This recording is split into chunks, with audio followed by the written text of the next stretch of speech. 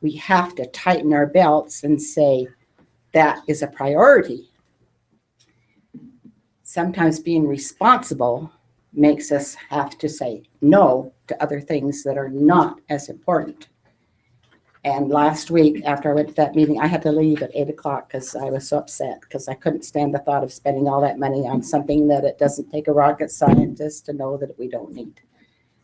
There's been other things. Maybe people have other ideas about that, and that's fine. But this is my opinion, that if we don't waste money on things that aren't important, then we might have money for the roads. I think I'll quit.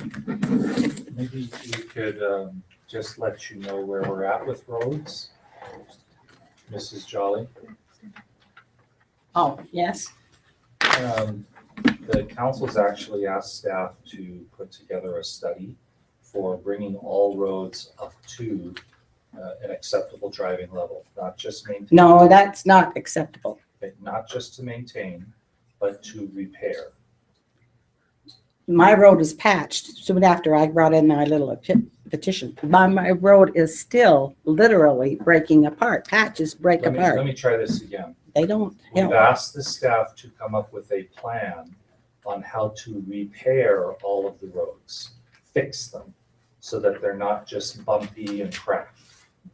And the plan that has been presented a few months ago is going to require approximately $4 million a year indefinitely. I know, I realize that. Okay, so in order for that to happen, we're now looking at what are the resources available to make that happen, to make that plan real.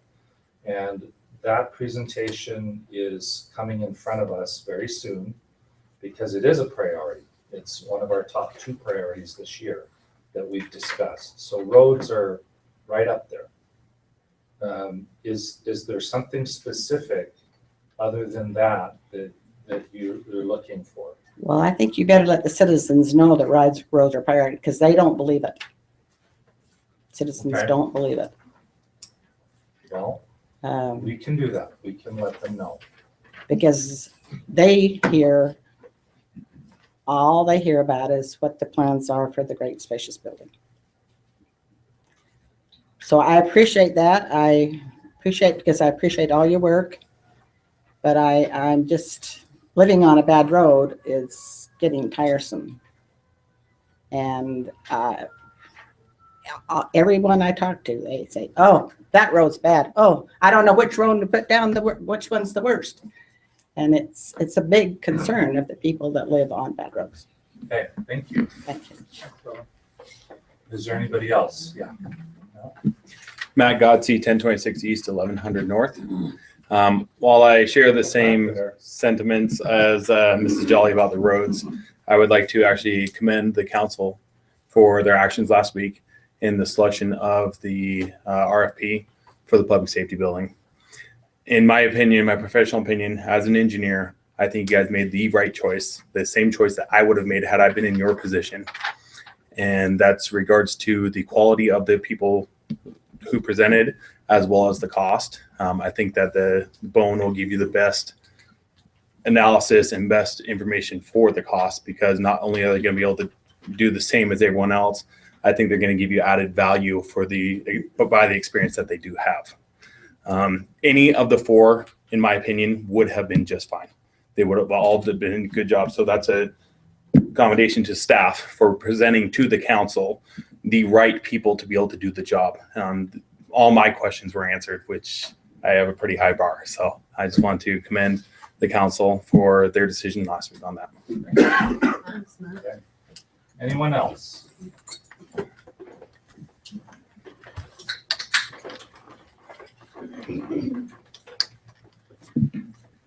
I wanted to give a shout out to one of your employees that showed to me that just the opposite of what has been said about the council and the workers, and that's to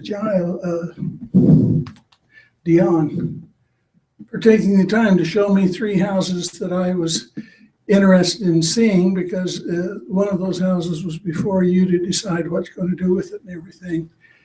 And so if citizens really are concerned, maybe they can show that by coming and being a support and asking. That's all I had to do. And he took the time to show me. I don't know any other city here in Utah County that I could go to that a director would take that kind of time to walk me through, answer my questions and everything. There was no hostility or anything else. So when I hear these things, complaints about people being hostile, yeah, there's a lot of people that live off of a grapevine. And, but if they would take the time to find out for themselves really what the issues are that they're talking about, maybe they'll see a little bit of different attitude, because I think you're doing a marvelous job. I don't always agree with votes that you have to make, but so what? When you don't have a predetermined perspective at things, you handle those disappointments pretty good. And so I want to thank you, the council, and I want to thank your workers. I think we have the best. I really do. Thank you. Appreciate it. Okay, anyone else? I thought Jack would take care of this for me. My name is Molly Andrew, 1107 Nathaniel Drive. And I just wanted to invite Mrs. Jolly in January to set the weekend aside to come to the budget retreat so that she can hear how you guys discuss everything and what goes and what stays, and really the fine line you walk to fund things in our city. And also, I just want to correct the great and spacious building. After sitting on the committee for a whole year almost and listening and knowing that the concerns of the citizens and how that was addressed. And I think that the way MOCA took care of it and the way that the chiefs were involved, I don't think it was a great and spacious building after all, and it would have met our needs for quite a while. Thanks. Okay, anyone else? All right, we'll close the open session and come back up here. Any comments on the consent items? Okay, if not, I'll call for a motion. I make the motion that we approve the consent agenda items. I'll second that. Okay, we have a motion by Sid and a second by Eric. All in favor? Aye. Any opposed? All right. And then you should have all received in your packet a bio. Is there any discussion on that? Or? Yeah, Rachel's right here. Rachel, you want to step up and just introduce yourself so people know who you are? Yeah, please. Saying. Acevedo. I'm Did I get Rachel that right? Acevedo. It's my daughter Kendra back here. What to say? Just tell us a little bit about yourself. How long have you lived in Pleasant Grove, and or where are you from? I've been in Pleasant Grove for about 4 years. Lived in Mexico for a while growing up. And what made you interested in being on the Beautification Commission? Because when you posted about volunteers, I'm like, what can I do? I need to get out more, and it just seemed like a good fit. Love it. So. Good. Oh, that's great. When I interviewed Rachel, she said, I don't necessarily have experience in this, but I'm willing to learn anything I can. And I thought that was very impressive. You'll have a great group to learn from. The That's beautification does a great job. Okay, so I'll entertain a motion. Make the motion. Oh, go ahead, Ben. Yeah, I'll make the motion, Mayor, that we appoint Rachel Acevedo, say it for me? Acevedo. Acevedo, as a beautification committee member. And I'll second it. Okay, motion by Ben, second by Diana. All in favor? Aye. It's unanimous. Welcome. Thank you. Thank you. Congratulations. Glad to have you on board. And we're grateful for the good quality and the generous volunteer spirit in our city. Awesome. Okay. We have no presentations, so we'll move on to item 9, which 9A is a continued item to consider the request of Josh Winn with Georgetown Development for a 68-lot mixed housing development site plan and phasing plan called Garden Grove, located at approximately 15 South, 1300 West in the Grove Zone.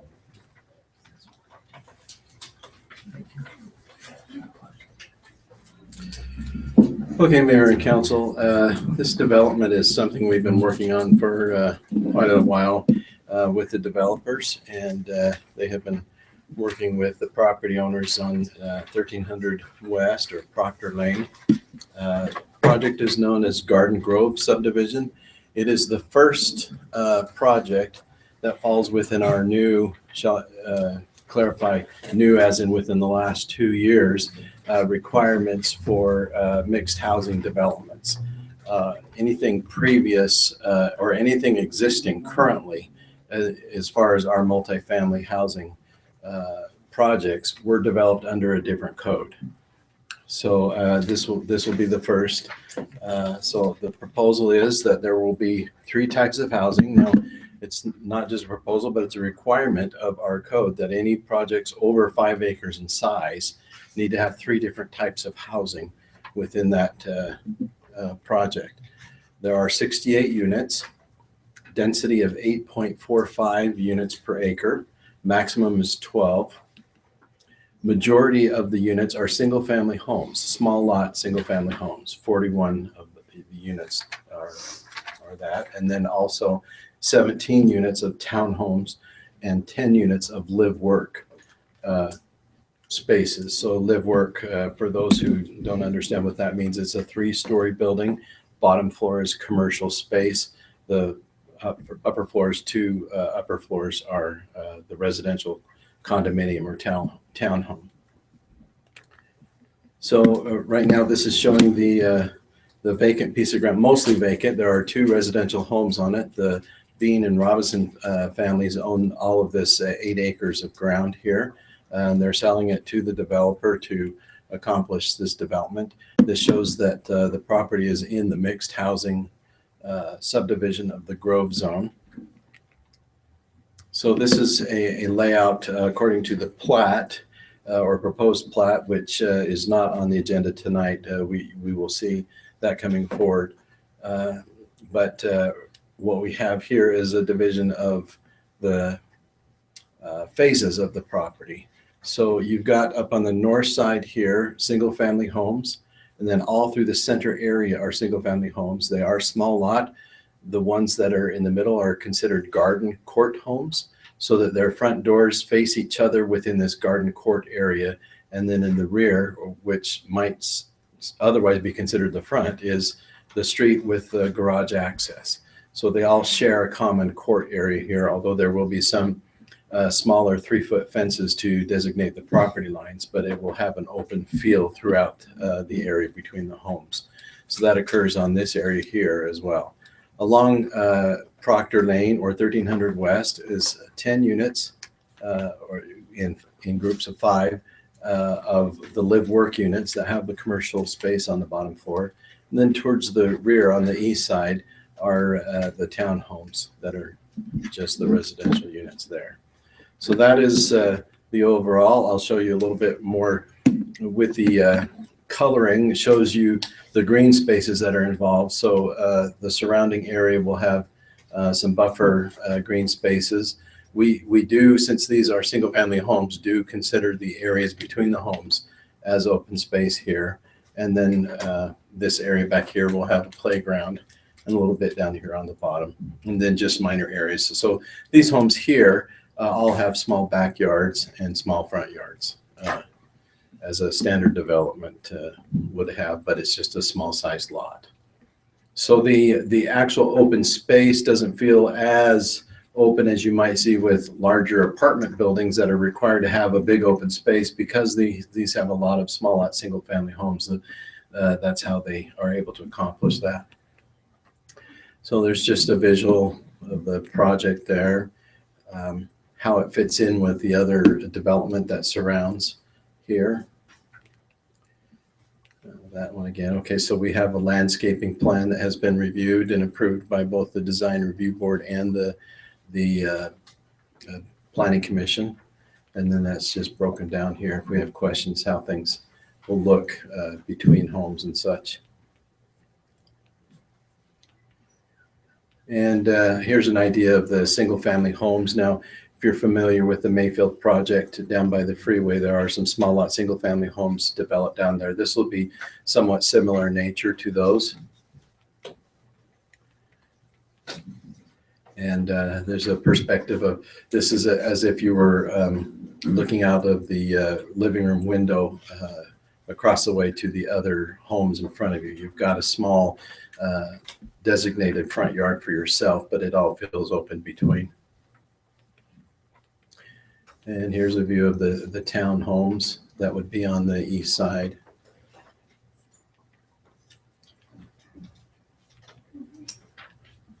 Yeah, just a lot of visuals there. I don't know if we need to focus on a lot of them. Then the live work units, these are the ones that face on to 1300 West. So having the garden district theme with the use of brick and glass substantially there has a nice design style to it. So as this project was brought forward and reviewed, I'm just going to skip forward a little bit, by the design review board, and these items were brought forward and recommended also by the planning commission, that certain things were not quite ready, but some of them have been submitted. Some of them are still in the process of being submitted, but all of these are included in what we consider the final planning and engineering requirements that would be a part of your proposal or your motion tonight if you decide to approve it. So the lighting plan, a larger playground with swings, seating area, and pergola, provide windows and garage doors to enforce parking, add more evergreens to meet the 30% requirement, provide landscaping plan stamped by a licensed landscape architect. They had the landscaping plan, they just needed that stamp. And the drainage plan has been submitted. So anyway, I just wanted to let you know that this has had some fairly significant review. The Planning Commission did recommend approval. We have found it to meet the requirements as long as these final things are submitted. So Can you show us the phasing one more time? yeah, it'll take a second to get back up to it. So it's basically divided. Well, let's see. I think there was a second. It's not the same thing there, but I'll just stop here since it'll be shorter. It's basically, so you've got 1300 West here, an extension of 100 South, which will curve down and meet into Pleasant Grove Boulevard eventually. But for now, it'll be just this portion extended. So it's basically cut in half this way, so that the northern half would be one phase and the southern half another. And is the back the third phase or is half the back? Let me go back. I don't recall exactly where that line was drawn, but it was basically two phases. Sorry, we just got a ton of exhibits here. Oh, there it was. So, Okay, so they're gonna portion it. right, Looks like a 50-50. pretty close. It's good. That looks great. Well, you guys have done a terrific job. I mean, working with the developer and all the creative ways, like the setbacks that we talked about. Very nice. Well, I know the developers had more than his share of headaches with this because let me just tell you, frankly, the requirements that we've come up with are very difficult to follow to achieve any level of density. So I think if our goal was to severely restrict the density in this area, we are accomplishing that. Okay. Well, we appreciate him for meeting those needs.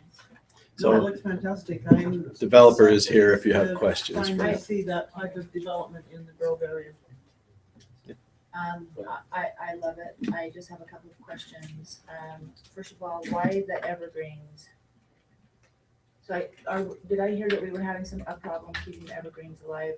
down Was in it the Grove ever area? an issue with the particular zone and the evergreens?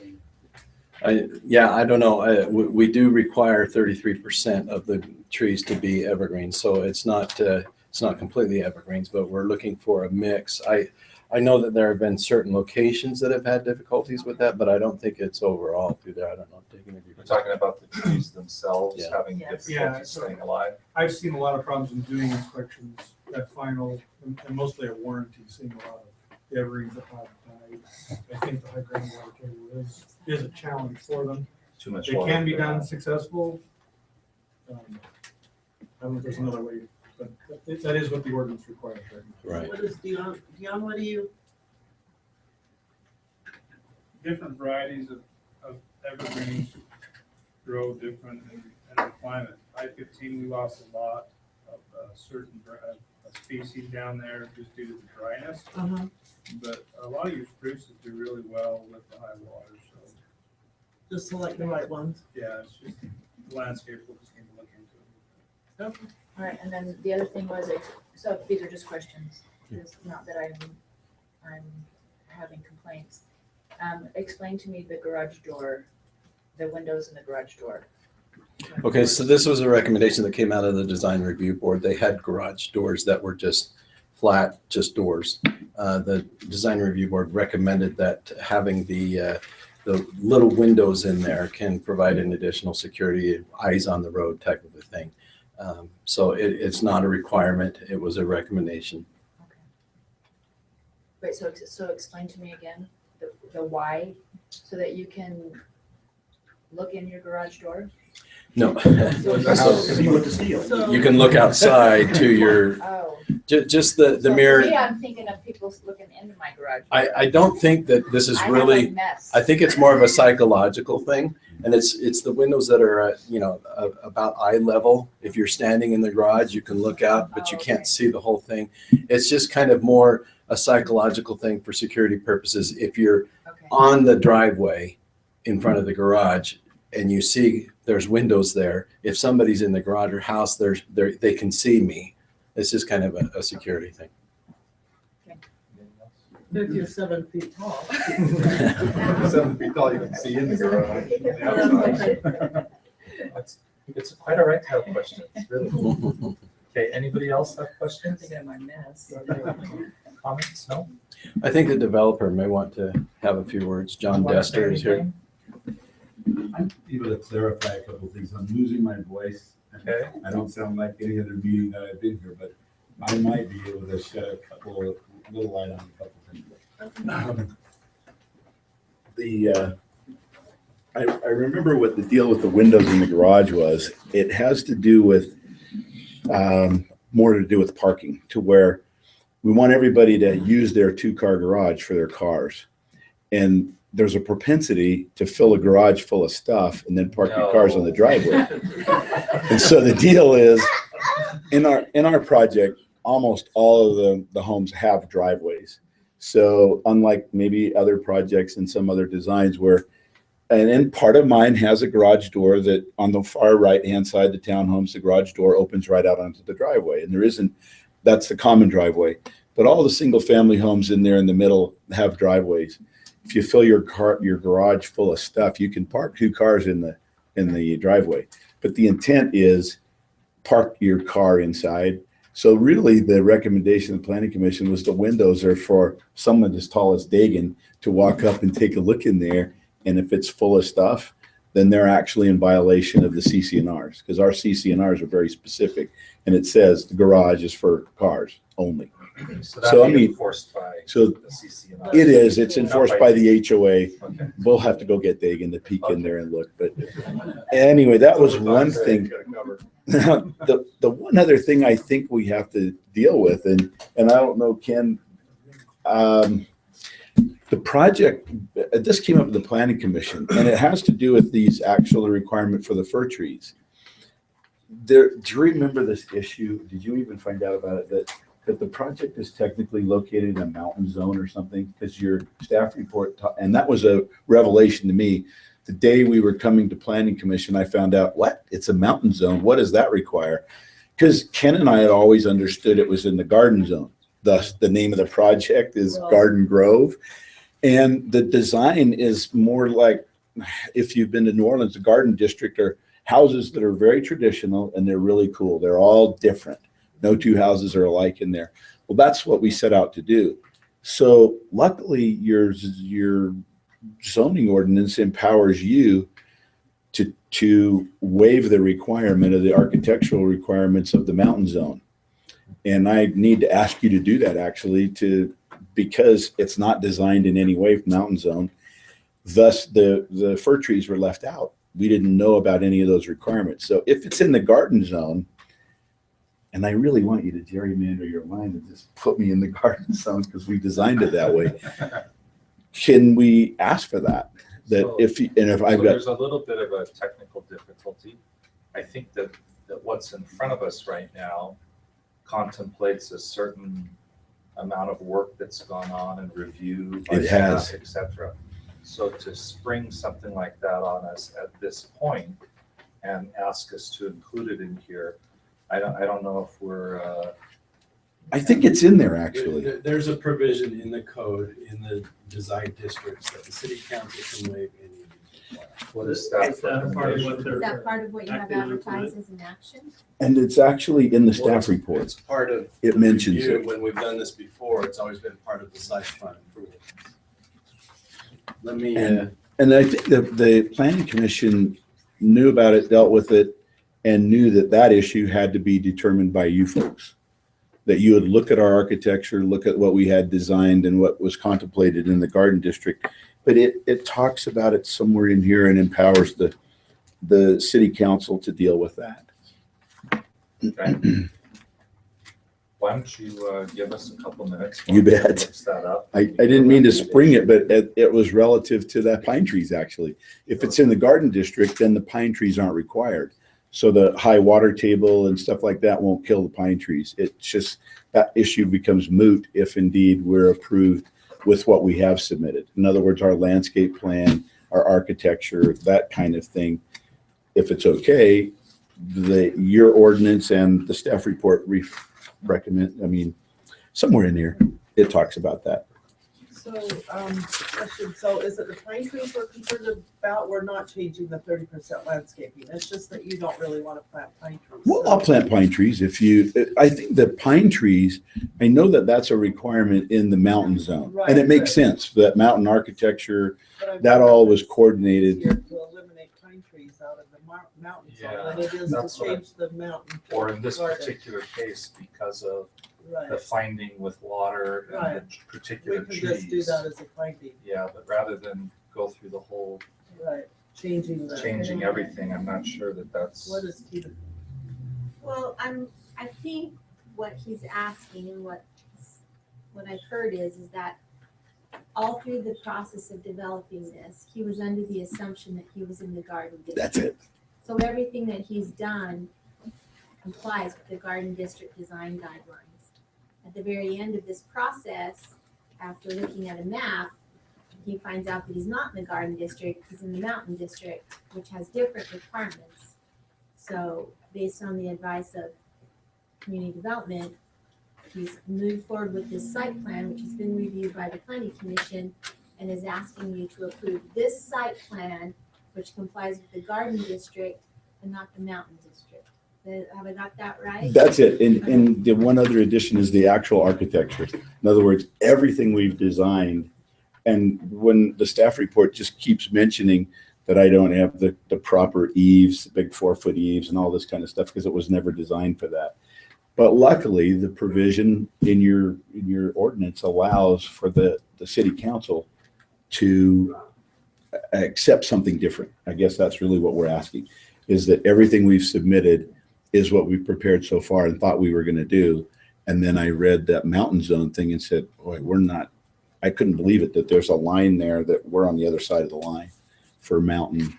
But I think we're really one of the last large pieces of property in this area, especially, that would even be in the mountain zone. I'm not sure that you'd set up much of a precedent if you indeed let us do the architecture we have. Sam, what's your recommendation on that? You talking to me? Yes, Ken. Okay. Sorry. So, Ken, what's your recommendation on that? in section 10.14.20, under urban design standards, letter B, it says applicability, the standards outlined in the following subsections, which talks about the mountain district, the garden district, the interchange district, shall apply to all new developments within the Grove zoning district. A waiver to these standards may be granted by the city council in keeping with the intent and purpose of this chapter. That's it. So when we had doTERRA come forward, they also required a waiver for some of their design styles that didn't match the garden district. And we brought that forward as part of the site plan approval, mentioning it at the time that it was presented that this was being requested, and then it was approved as such. And so I felt that this, now I have to apologize. Since I was gone when this came forward to Planning Commission, and nobody has informed me that we were dealing with this. This is the first time I heard of it. You didn't So, know that. I didn't know. So, but that's not a problem necessarily, because we do have this ability to grant this waiver. We have the ability. I'm just wondering from a planning perspective, making a change, just like we would make a change on anything else, is that the most advisable thing? Well, and let me address that. Go ahead. We have a lot of development opportunities that either have come forward already or are coming forward that are challenging our design districts as to what exactly the design is. Already doTERRA has challenged that. We have another project with the Void coming forward that will also challenge, maybe challenge isn't the word, ask for a waiver of.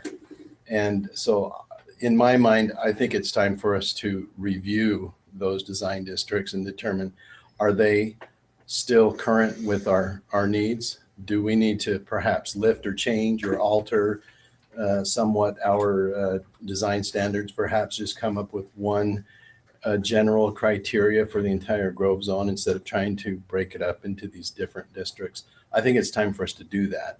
And I can see us continually receiving more requests for waivers. And at that point, there's really no point in having a design district if we're just always going to go away from it. Okay, so in this particular case, you discussed it at Planning Commission, Eric? We did. What's on this particular request for this waiver, what was the discussion? So again, because the planning commission can only recommend, that's why I think Royce.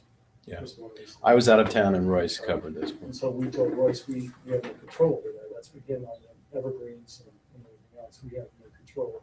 We can only recommend that the city council review that and then recommend it moving forward. So was it a recommendation to change the? We recommended that the city council review this and see if it's something that the city council wanted. Well, we ought to review it if we're gonna make the motion on it. Okay, so let me clarify. Your recommendation to review was to review the districts and those requirements. And that the city But your council- recommendation for approval of this project was not, was it or was it not subject to reviewing these district We were okay requirements? with the project. It was just the waiver that we had no control over. So what I'm hearing is the Planning Commission has recommended approval of this project as presented, with the idea that you will apply a waiver on the design requirements. Addition to that, or separate from that, that the city council ought to review this section on design district requirements. Because it passed February, things like that. Because it's been done. Okay. All right. Do you have a comment, Tina? Well, I hate to be a stickler about notice. But really, waiving those design guidelines is a separate action from approving the site plan. So if that's what was being requested, that's what should have been advertised as approval of the site plan and request for waiver of those design guidelines. In the interest of having neighbors in that area come and say, you know, we don't agree with waiving those, we want it to comply with the mountain or whatever. I mean, it should have been noticed as a companion decision that you guys would be making, not just on the site plan, and then when we get here, we tell you, oh yeah, oh, by the way, we also need you to consider waiving these design guidelines. So you're saying there's a noticing I'm saying concern? I have a noticing concern. Okay. But it doesn't And prohibit? When we waive, though, we don't send notice to the neighbors. No, but I'm saying it on the agenda, On it the should have agenda, it should say said that. site plan approval and request for waiver of design guidelines of the mountain district. And as a practical matter, probably the public may not care, but strictly speaking, they were entitled to the notice that that was something you were going to be asked to consider, because it is a waiver of the ordinance requirements. But because this is not a public hearing, we can just bring it back next week. Right, yeah, you don't have, I mean, we can just put it on the agenda for next week and just change the agenda item notice, because it's not a public hearing. Would it be acceptable to approve what's noticed and come back for the waiver.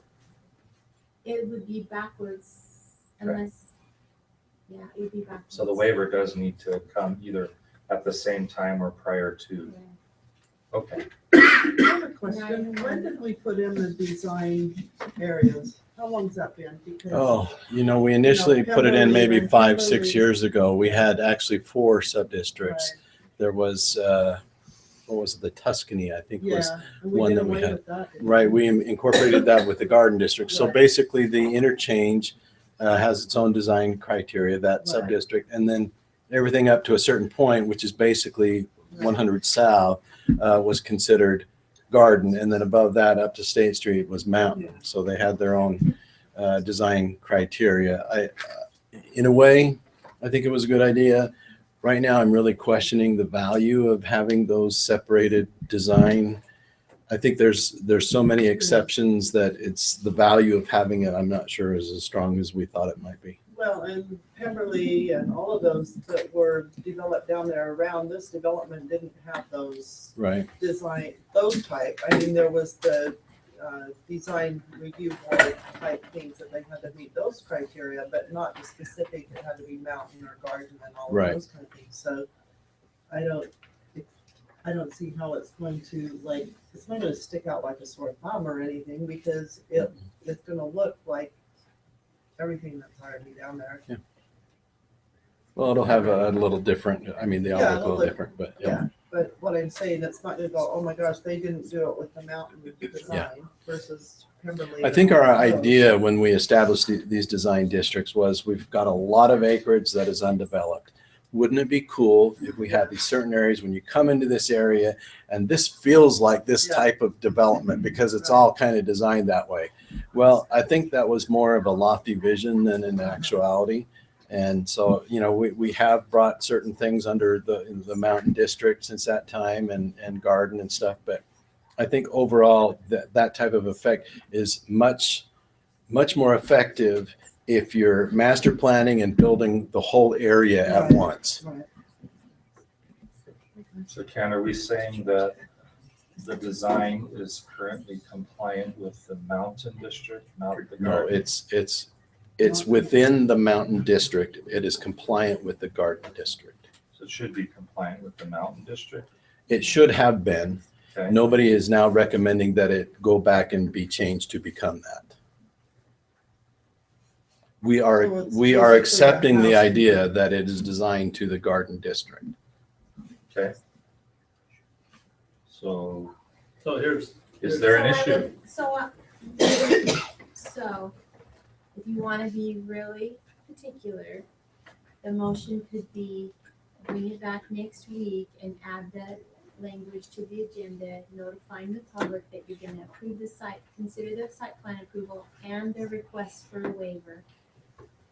Or if you feel comfortable going forward tonight, then you can grant the request for the waiver and consider the approval of the site plan at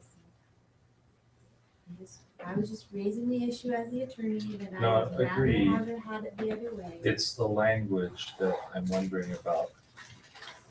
Can we be specific as to which design guideline it's going to comply with? You can say, if the motion would be, if you're willing to grant the waiver, the motion could be, we move to approve the site plan, which is compliant with the garden district design guidelines and waiving the requirement to comply with the mountain district guidelines. I think that's the safest way if you don't want to continue. So, any other discussion? Yeah, I have a couple of quick questions. I'm generally very favorably disposed to this idea. I think it looks good. I'm in favor of revisiting some of our design guidelines and lifting some regulatory burdens, if that makes sense. I'm curious how we got into the situation where we thought we were in the wrong, different district than we are. Do we have errors in our maps, or is it just a human error? I think it was an administrative error. So exactly where that started, I don't know, but I know that I personally was following that error. So I have to apologize, and I also have to apologize that I was not aware that this was an issue tonight. But I don't think it's a huge deal either way. I'm inclined to agree. The other question I had was just for Eric, maybe, or any members of the planning commission that were here, whether the planning commission fully understood this difference between garden and mountain when this issue arose and was discussed. This was, It was brought up at the close. okay. So again, we have no control. Right. We can only recommend again, and that's why. Okay, I think we understand.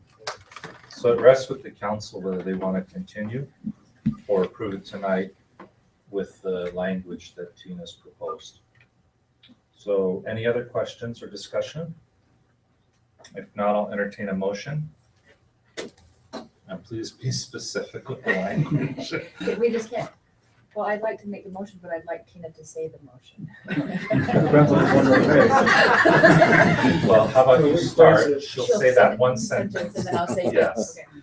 I would like to make a motion that we, let me see, approve the site plan, the 68 lot mixed housing development site plan and phasing plan called the Garden Grove, located at approximately 15 South, 1300 West in the Grove Zone, with the condition That we waive the requirements of the Mountain Design District, finding that it is in compliance with the design guidelines of the Garden District. Okay. And It sounds adopting familiar. all the other And I'll second exhibits. And adopting, and adopting all the exhibits and conditions and findings of the staff report. Okay, we have a motion by Diana with help from Tina. It sounded like me. We have a second from Eric. All in favor? Aye. Any opposed? Okay, thank you. Thank you. I hope you understand, I knew that we needed to do that. If it was approved without that, I wouldn't be in compliance at all, with that mountain. So I just went down, I just. We're glad to see it's moving forward. Yeah. Thank you. Thanks very much.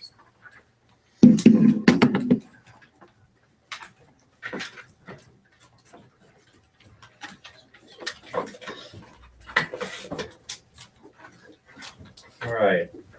The next section are items with public discussion. 10A is a public hearing to receive comments on the proposed Pleasant Grove City fiscal year 2000, budget amendment, 2014-15 budget amendment.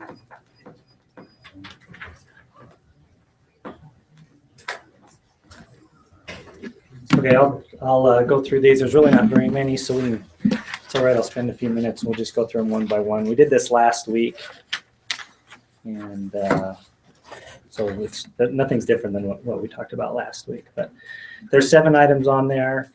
Again, this is just to amend this year's budget for things that have come up. So the first thing, lines 1 and 2 refer to the rec center. So when we started the first year, we have a budget for the rec center, budgeting certain programs, certain activities, and certain revenues. As I was looking at what programs we're doing and what revenues we're bringing in, we are doing a few more. There's more money coming in through program fees and membership fees, and there's also more programs going on. So these first 2 just allow us to use the additional money that's brought in from the rec center to fund those programs. 85,000 of it's related to personnel costs and 30,000 of it's related to program costs. The line item 3 just relates to a reimbursement agreement we have with doTERRA, where we originally put in that the street light that's there at 13th West, and they have reimbursed us that for the cost of that. So this is just budgeting the receipt of that money. It's really not it's money that was spent last fiscal year actually, and they're reimbursing us. 4th is the item related to the purchase of water share. So, and talked about this, that there's a kind of a one-time opportunity to buy a large amount of water. And so this would allow us to transfer money to Metropolitan Water District of Pleasant Grove and allow them to purchase that water. It's $150,000. Line 5 is related to the new fire equipment that we've purchased and the fire equipment that we're selling. So we sold the old fire engine for $50,000. This allows us to use that $50,000 for equipment related to these new the apparatus that we've recently purchased. Line 6 is when we did the water bond refunding back in January. I probably should have put it on this last amendment. It just slipped. It didn't get done. But we had closing costs associated with that. That's $155,000. That is being paid from the bond proceeds. And again, that allowed us to refinance those bonds and save that money that we talked about previously. And then the last one is to actually purchase the water from Orem that we talked about. That's in this year's budget. Rent water. Yeah. Sorry, I said that wrong. But yes, so rent Orem's water for this year to help us get through the water year. So, is there any questions on any of those? Just a comment. Sure. In reviewing it, and thank you for the detail. Every one of these expenses had a corresponding revenue associated with it. Right. So from a net perspective, this is a zero net. Right. There's no lowering of a fund balance or anything like that. It's not. Well, the exception's the water. But yeah, you're right. I'm sorry. But we're using water money to do that. Right. But even now that is being offset by a drought. No, I'm talking about purchasing the water. Purchasing the water. Yeah. That money's coming out of the fund balance of the water fund. Okay. Right. Over internet. So that's why the revenue source says fund balance, meaning we're using water money to do that.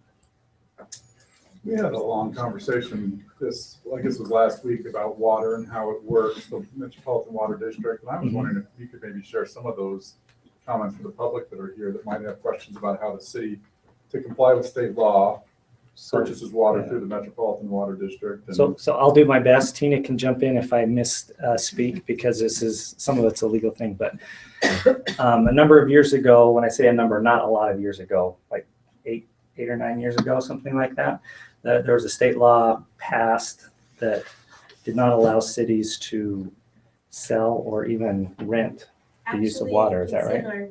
It's in our state constitution, so it wasn't a state law that was passed. It's always been that way. Okay. Was it not? Municipalities, once we own water rights or shares, we're not allowed to divest ourselves of those. Yeah. And so a lot of the cities around here have what they call a metropolitan water district of that city. There's one in Orem, there's one in Pleasant Grove. I think there's one in American Fork too. And so really what happens is this metropolitan water district of Pleasant Grove, it owns the water shares. And the city just rents the water from Metropolitan Water District. So really their only purpose is to do that. Their revenue source is a lease agreement with the city where the city pays them a certain amount of money and they own the water. They pay the water canal company assessments and things to that nature. And then the city's able to use that water.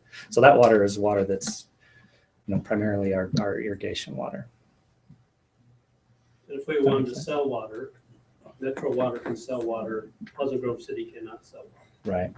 So it gives us some flexibility in that. Sorry, to follow up on that, if Metropolitan buys this water and not Pleasant Grove City, if we have a cash in lieu of, a developer comes in, we sell that water at a premium, we get our money back and some on top of that. If that's what we want to do, we might just want to use it all for the city, but if there's an opportunity maybe to make a little money on it, then we'll have that option. And so if it's with the Metro, we have the option. If it's with the city, we don't even have that option. And then the question becomes, if it's paid for out of our city's water fund, we transfer the money to Metropolitan Water District to purchase the water, and then the water does get sold at a premium sometime in the future. That money gets put into the Metropolitan Water District, and how do we ever get it back into our water fund to reduce the burden on the residents? Well, I mean, ultimately, Metropolitan Water is trying to acquire more shares so that the city has more water that's available to rent, right? So Metropolitan Water, there's really nothing else they can do other than buy and sell water. So if they had that water and were to sell it, now in the 5 years I've been here, Metropolitan Water hasn't sold any water. I'm not sure it's their intent to ever do that. But that water would probably come in and be used to purchase other water shares if it was needed. I don't see a situation, and with our public works people, they can correct me if I'm wrong, but I don't see a situation where Metropolitan Water would be looking to sell water other than to help a development come in. But we have historically taken some cash and new payments for water obligations the developers have had. Yeah, so that's where a developer would pay money rather than contribute water And shares that money would sit in Metropolitan and be used to purchase future to purchase water. additional water. To date, we've never tried to revert any of that money back to the water fund of Pleasant Grove City. Well, they just don't have that much to begin with. I don't- Yeah, I mean, if we ever got to the time when we didn't need, we had enough secondary water that all of our needs were met, then yeah, maybe, they would do that. The Metropolitan Water Board is our residents. I mean, it's something if the city went to them and said, hey, we need to transfer some of this money back in, I think they would listen to us. I mean, they are their own separate entity as far as decision making, but we're working very closely with them on issues like this. How much money are we talking about? In their budget? Yeah. Their annual budget is like $420,000.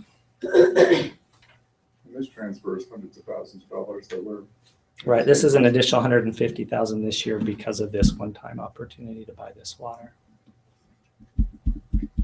And you and I had a good, very valuable conversation about this. I thought it might be beneficial to some of the public who I know have had questions Sure. they've raised to me about these very issues. So it's good to have that understanding. I think Dager may have had a comment or no. I think the primary purpose for setting up the metro is not the sale of water. Right. It's the ability to trade. So for example, Metro holds shares in North Union Irrigation Company, holds shares in Pleasant Grove Irrigation Company, holds shares in American Fork Irrigation Company. And Linden City's primary source of their secondary water is North Union Irrigation Company. They hold shares of Pleasant Grove Irrigation Company. And that's not a good example because they don't have a metro. But if there was an opportunity between two metros to exchange water, so if American Fork has some PGIC shares, they want their AF shares because it works better for them, those two bodies could switch. If it was AF City and PG City, we're constitutionally forbidden To from divest ourselves exchanging of it. And water I'm shares. actually wrong there because the cities can take them themselves, but they couldn't with an outside entity. Right, So. we can do it among ourselves, but not with an outside entity. The metro just provides us flexibility in managing our water shares, and they're able to do things that we can't as a municipality. But as, I've been here forever, and I cannot remember us ever selling water shares. Ever. That was actually a topic of discussion at the last board meeting, and it was pretty clear that none of the current board members had any intention of selling water. They were more concerned about their ability to take advantage of these types of opportunities. Other questions? I think water is a great subject to always discuss because it's only going to get scarcer as we grow. Okay, open it up for public comment now. If you want to come up and state your name and address.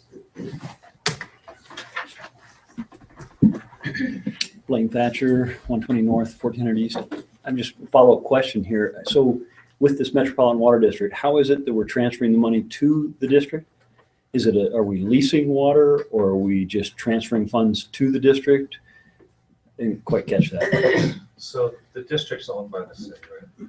It's our Completely. it's ours. Yeah. Okay. The district is it's an entity functioning for the city. Okay. Of Pleasant Grove. We appoint all of the board of directors that belong to that, including our public works director is a member of that board. When we want to bring water into the city or manage water, we will do that using the Metropolitan District, Water District to do that. In this particular case, someone approached Dagan, two different groups approached Dagan with water shares. Water shares can be more valuable depending upon how old they are and where they're coming from. Mm-hmm. So the one that we're talking about here, as a council, we approved the purchase of it because it can be delivered to our system into our own irrigation.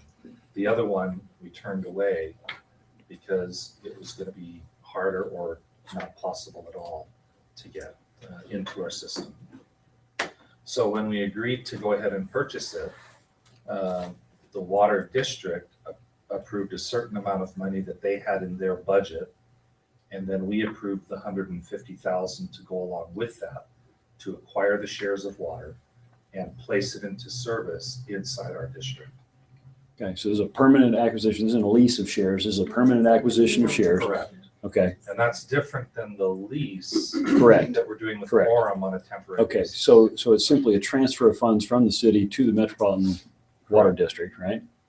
So if the Metropolitan District is a wholly owned subsidiary, so to speak, of the city, how does it qualify under the Constitution then? It's more like a. Because isn't it really the city then still buying and selling shares? I mean, yes. It's more like a holding company. It's more like a holding company, not a wholly owned subsidiary in terms of by law, it has to be its own separate board, it has to be its own separate entity. But as a practical matter, we control. As you say, if you have total control and you're transferring funds in between, seems to me there's no legal distinction between the two entities. Well, the state has said there's a legal distinction and we can use this Okay. mechanism. All right, well, just checking. So It's a good question. then it's just a transfer of funds. And that's why water is such a good subject to discuss. Thank you. Yeah. Anyone else?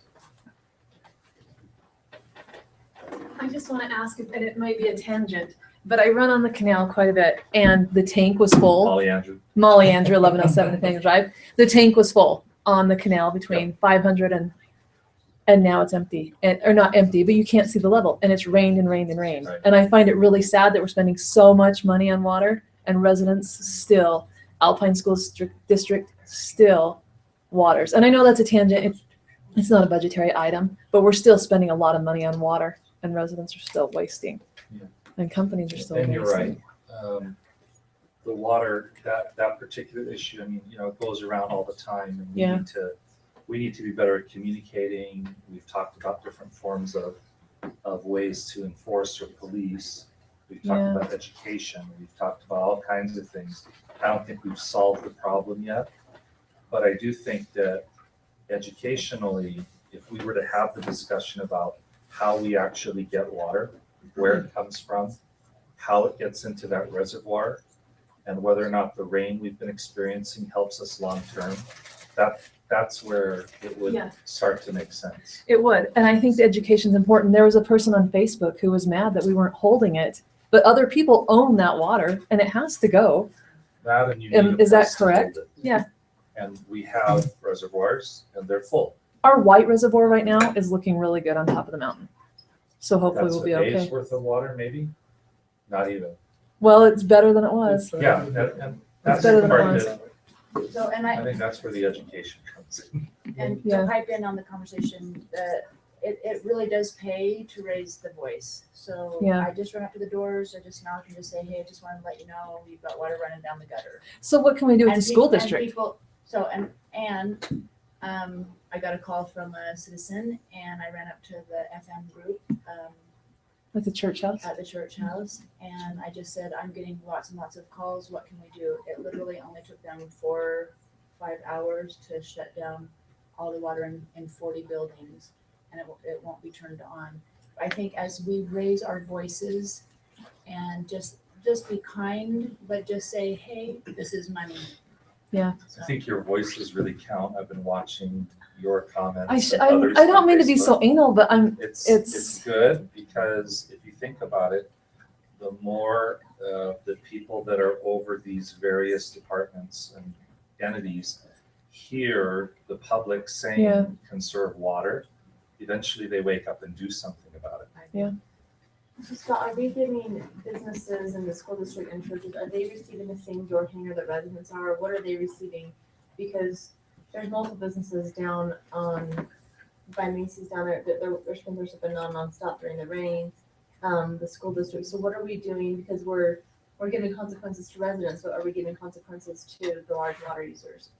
Yeah, I don't know, if we can do it or something. Somewhat. Some of the ones that are on culinary, it's a little harder because there's paying for their water. So we try to keep them, with the conservation the same as the others, but it's kind of one of them deals. It's kind of a double-edged sword with everybody that's not on secondary because they have to pay for the water, which helps us And the Grove is on Culinary. Everybody, Every- everybody Macy's south of South Main is Street. on Culinary, so they're not. Technically, that shouldn't matter though. I think No, I agree. we should, We still do that because here. part of it is a perception issue and we need to raise awareness. Alpine School District, we've talked to a few times and so I don't know if it's a matter of, giving them a door hanger or finding them or whatever, but if that's what it's coming to, that's what we need to do with them, because they use a lot of water, and if they're watering while it's raining, or if they're watering, They are. a day or two after we get 2.5 inches of rain, we can't have that, so And- we've got to. Yeah, it's just not our city. I see it everywhere. My daughter lives next door to a school in Layton. It's the same issue with this district, with the school districts everywhere. It's like, what do we do with this? Because that's a real frustration. Well, the Because it's larger. like they don't have to jump through the same hoops. Yeah, I mean, the larger discussion statewide is moving to secondary water meters. That's the discussion everybody's having. Because they're finding with education, with all the remedies, what we're doing now to fine and things like that, that slows it down a little bit. But until there is a financial consequence, a substantial financial consequence, we're finding that you're just not going to get it flowing. Just raise a few. Can we enforce rain sensors on private or commercial or residential? No? Well, I mean, if we changed the ordinance and required people to have rain sensors, like we're gonna require them to have meters, but that would be mostly for new construction, I would think, not going back and retrofitting existing homes. But anyone can add a rain sensor, and even not just to homes, but to a business or large water users. You can add a rain sensor anytime. Is that Yes, correct? yeah. Yeah. Right. I just, I'm just we're saying to giving them. mandate it now, after the fact is a little more difficult. I think most people go and turn their water off. We don't, but we have some that. But there's businesses that they aren't there on the weekends, or the city or the large water user, or whoever it is, that they're not there on the weekends or the nights or whatever, and then it rains for 8 hours and the sprinklers are going for about that time. So we give our residents consequences, but not the large water users who are actually using a good share of the water. Yeah, and I agree, and that's the challenge. So whether we need to find Alpine School District or what we need to do with it. Well, not just Alpine, I'm wondering if we can put a policy in place to address large water users. I mean, what are we doing to enforce, is our enforcement officer watching those businesses when he drives around? Like, what are we doing to enforce it? It's not just Alpine School District, it's businesses and churches. I mean, we're out there with the residents, but what are we doing? Is there a policy in place, and what are we doing? So is there a way we need to sit down with Alpine School District? Well, we already have. So here's our issue. We do sit down with them when we talk about these things. We don't see the action. That's what's happening. And maybe some schools are and some aren't. I don't know. I don't. Me personally, I haven't seen elementary watering any rain, so I don't know if each school is different or how that works. Well, they would control them differently, so maybe. Well, it's they're different more- people on the control. Yeah. Yeah. So, No. and I wonder if it shouldn't come from instead of from us trying to find the Alpine School District, if every individual PTA should get involved and, approach it from a parent and involvement that way. I don't know. I think that's great, and that would be great if that happens. We still have a responsibility, I think, to Sure. sit down with those guys and. No, I agree, but And, well, I mean, we can set up another one and sit down and say, at this point, guys, if you're gonna continue to water when it's raining outside, we as a city, because of the costs that we're incurring to provide this water, we are gonna have to fine you guys. And maybe as dumb as that might sound, if that's I mean, for Alpine School District to pay the $200 fee, whatever, but, I mean, technically, we disconnect. Well, if it's a business, just connect. You're not gonna follow the rules, then you shut your water off. Well, could we multiply the regular fee by the acres they're overwatering? Because, again, that's, our system was set up really to address residential. It didn't necessarily set up to handle Alpine School District, but if we need to go down that road, we can. The frustration is we have these discussions with them, and they tell us that they will comply, but I think part of it is Saturday night, it starts raining, there's nobody there, rains all day Sunday, they water on Sundays, and they don't have the rain sensors in place or whatever, so. Every day of non-compliance, they have to fix one PG road. Okay. So instead of pitchforks, we're just gonna drive around with So, big T-bars. I know this is really on the agenda. Yeah, I mean, we're a talking, little bit off of what the agenda item, which is. Oh, we're way off. budget. The question is, when is the next time we have the next part of our water discussion? We set up and had the preliminary that we were gonna work on a plan. We talked specifically about recommendations from beautification. And then there's another part where we get back together and talk more specifically about an implementation plan. I think that's where we bring all of our ideas and. Yeah, so right now it's enforcement, which is what we're currently doing, but not, I don't think maybe we're missing the schools and the churches and whatever, and we need to kind of revisit that on how we're enforcing citywide and not just the residents. You know, the door hangers and things like that. We have what the Beautification Committee is putting out. And that's an education, they're kind of handling the educational arm. We should have our thermometer up soon. We got the numbers today, and we sent them off to Trent. So we're gonna have the thermometer on the front page that says, here's how much water we use, and here's how much we should be using. So I think we're implementing, unless there's something that we're missing as far as implementation, I think we're already putting that stuff in. No, I think if that's the case, then maybe what we're saying is that there's a heightened awareness and a desire among some of our residents to speed this up as far as getting people to actually turn their sprinklers off. And if that's where we're at, then what we're currently doing probably isn't as effective as we'd like it to be. So we need to step it up. Sorry, are we talking bigger fines? Are we talking? That's where I think we need to have a separate discussion as a council around this subject, rather than try to make it as item number 7 on the budget discussion. Okay, so we'll put it back on the agenda to come back and talk it, because I guess what I'm saying is we're already implementing every tool that we've already talked about. Right. So implemented or in the process of implementing. So if there's additional things that we need to discuss, let's put that on the agenda. And I think there are, and I think the council's shown tonight they want to talk about it. Yeah. But obviously, we're way off subject, so. Okay, we'll do that. Okay. But as a community, speaking up is helping. Very much so. I think So communities the speaking up church is was great. very motivated to go out because of the phone calls that were coming in. So it's helping. Okay, would anyone else like to address the proposed budget amendments for 2014-15? Okay, I'm gonna close the public hearing on that and bring it back up here. Any further discussion? Okay, if not, I'll entertain a motion. There's no motion, right? There's no motion. I think. No motion on this one? Well, the next item is, Oh, just to receive comments? yeah, next item. The next one is the actual adoption. Okay, so we discussed A. So then B is to consider for adoption a resolution 2015-015, adopting the amendment 2014-2015 budget and providing for an effective date.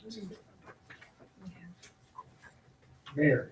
Yes. I'm making a motion to adopt resolution 2015-015, adopting the amended 2014-2015 budget and providing for an effective date. I'll second it. Okay, we have a motion by Eric and a second by Diana. Ben? Yes. Sid? Yes. Eric? Yes. Cindy? Yes. Diana? Yes. Motion carries.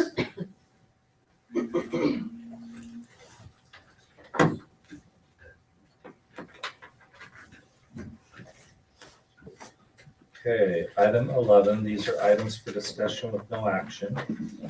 And if the public wants to comment, then we'll ask for the comment afterward. We had talked about having a discussion on the zoning in our Grove area. Yes, so you should have in front of you a zoning map for the Grove Zone, and Ken's gonna also pull it. You have it for up here as well, is that right?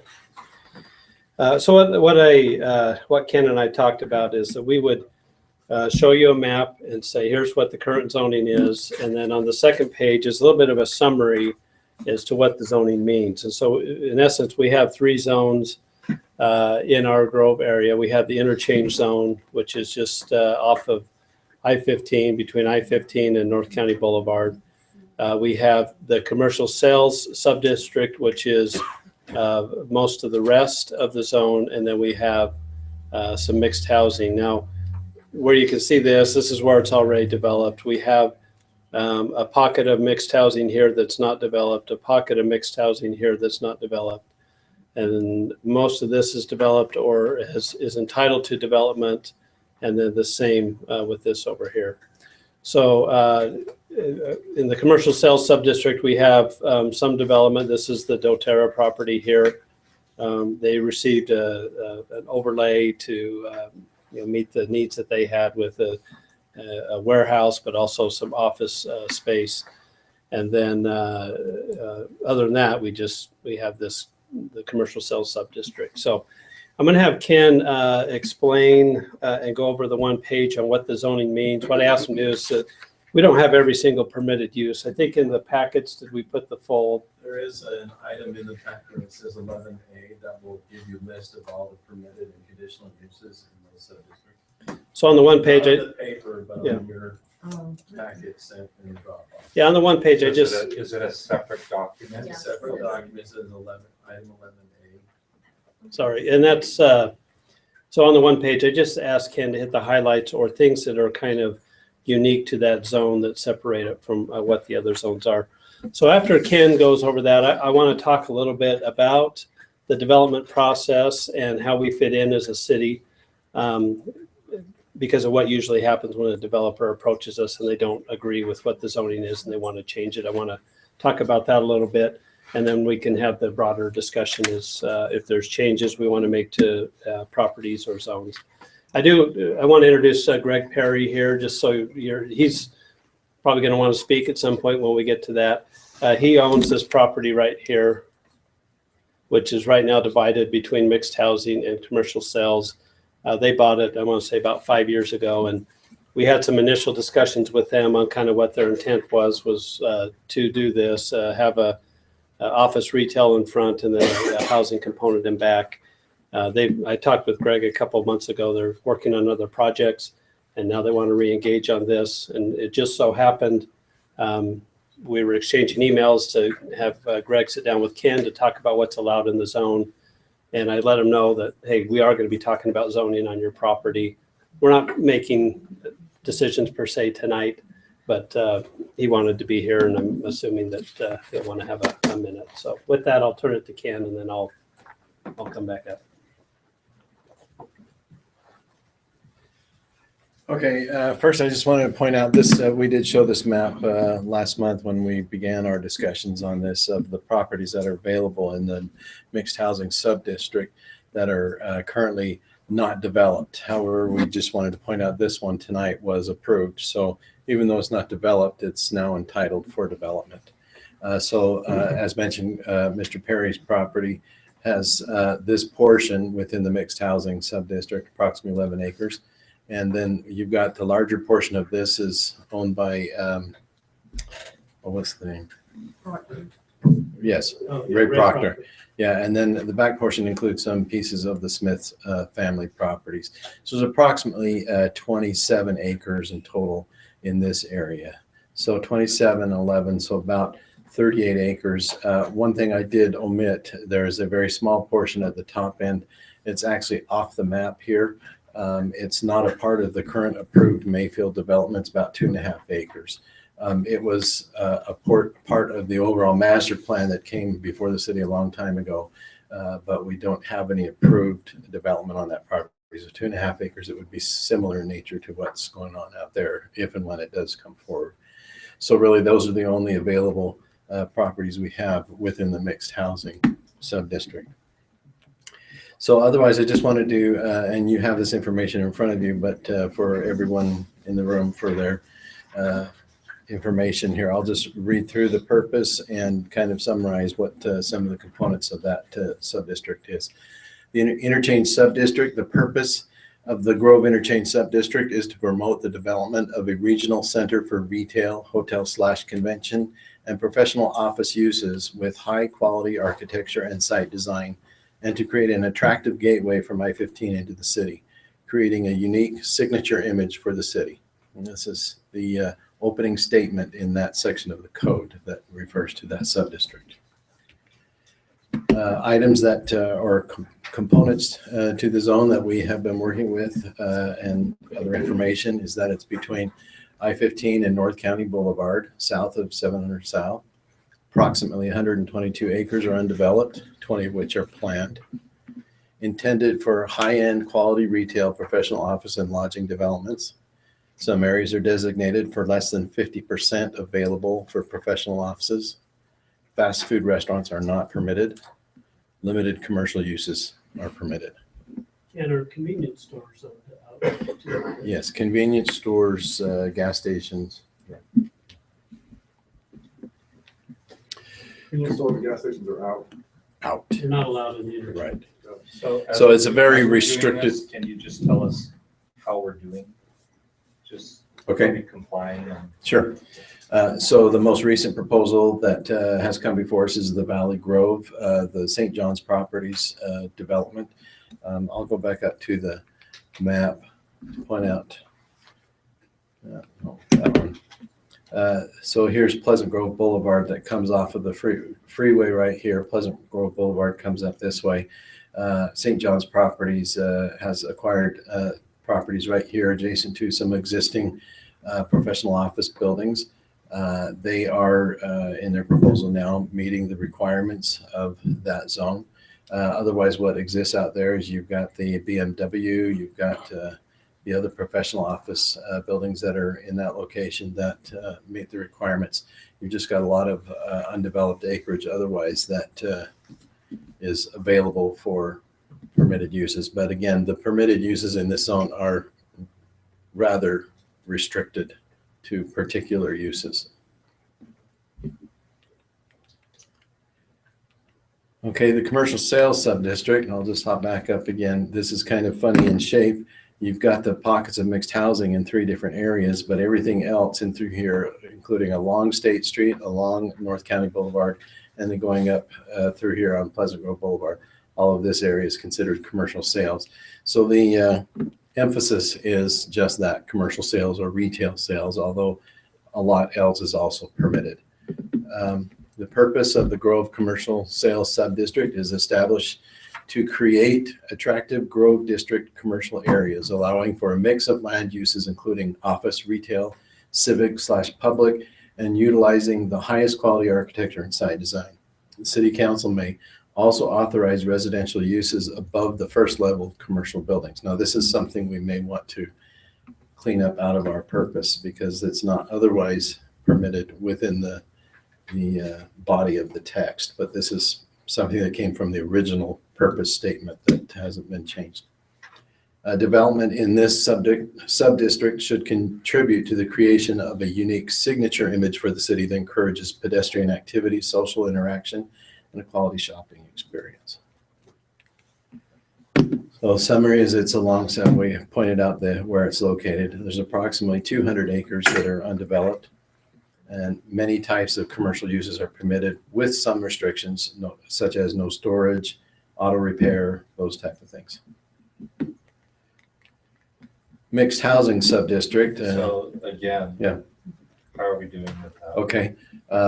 So far, we're doing fine. That again, it's a lot more broad in its ability to develop as compared to the interchange sub-district. So we've had doTERRA, we've had the fertility center and My Oil Business are the new ones, including the Aroma Tools. Yeah, I was thinking of the what's it called, the oil, holiday oil. Yeah. So all of these do comply with the permitted uses, and we have worked towards architectural design quality there, and been a few waivers granted there, but by and large, it's quality development that has followed the permitted uses. Okay, let's see, did I read that one? No. The mixed housing subdistrict. The purpose of the Grove Mixed Housing Subdistrict is to create a compact, pedestrian-friendly environment of mixed residential uses, including a mix of various multifamily and single-family dwellings, public spaces, parks, and paths. Commercial developments are also permitted to develop in this subdistrict, either as a mixed-use project with residential uses or separately. So this is probably the most broad of permitted uses, area of permitted uses in the Grove, because it has basically everything that the commercial sales subdistrict allows, and then adding to that the housing components. So there's 3 separate areas, approximately 38 acres undeveloped, 8 of which are planned for development, which was approved tonight. Permitted uses similar to commercial sales, plus permits multifamily housing. Housing developments over 5 acres require 3 types of housing, with the lowest density type using the larger percentage of the project area. Must include single or 2 family dwellings.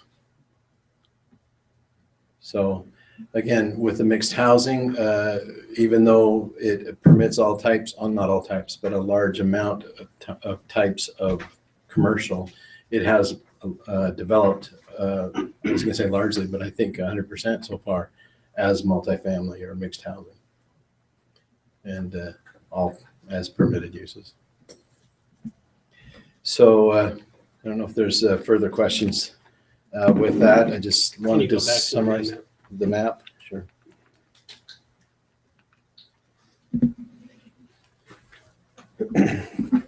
So just a little history, and Ken, I think, was already going over this, but at least in the last 5 years in the interchange zone, initially there was not a requirement for 50% retail. That's something we changed, I want to say about 3 years ago, when we knew a project coming in that we're going to be 100% office in there. And so when we talk about the vision of the Grove, I think the initial vision, I don't know, was set up in 2005, 6, 7, or whatever, a while ago. So I don't think anybody was here, maybe with the exception of Cindy. And so when we do talk about the vision, then that was the vision back then. What the vision is today, I think, is part of the reason we're having this discussion, to see if what was talked about back then is still the direction we want to go, or if we want to change things up a little bit, or whatever.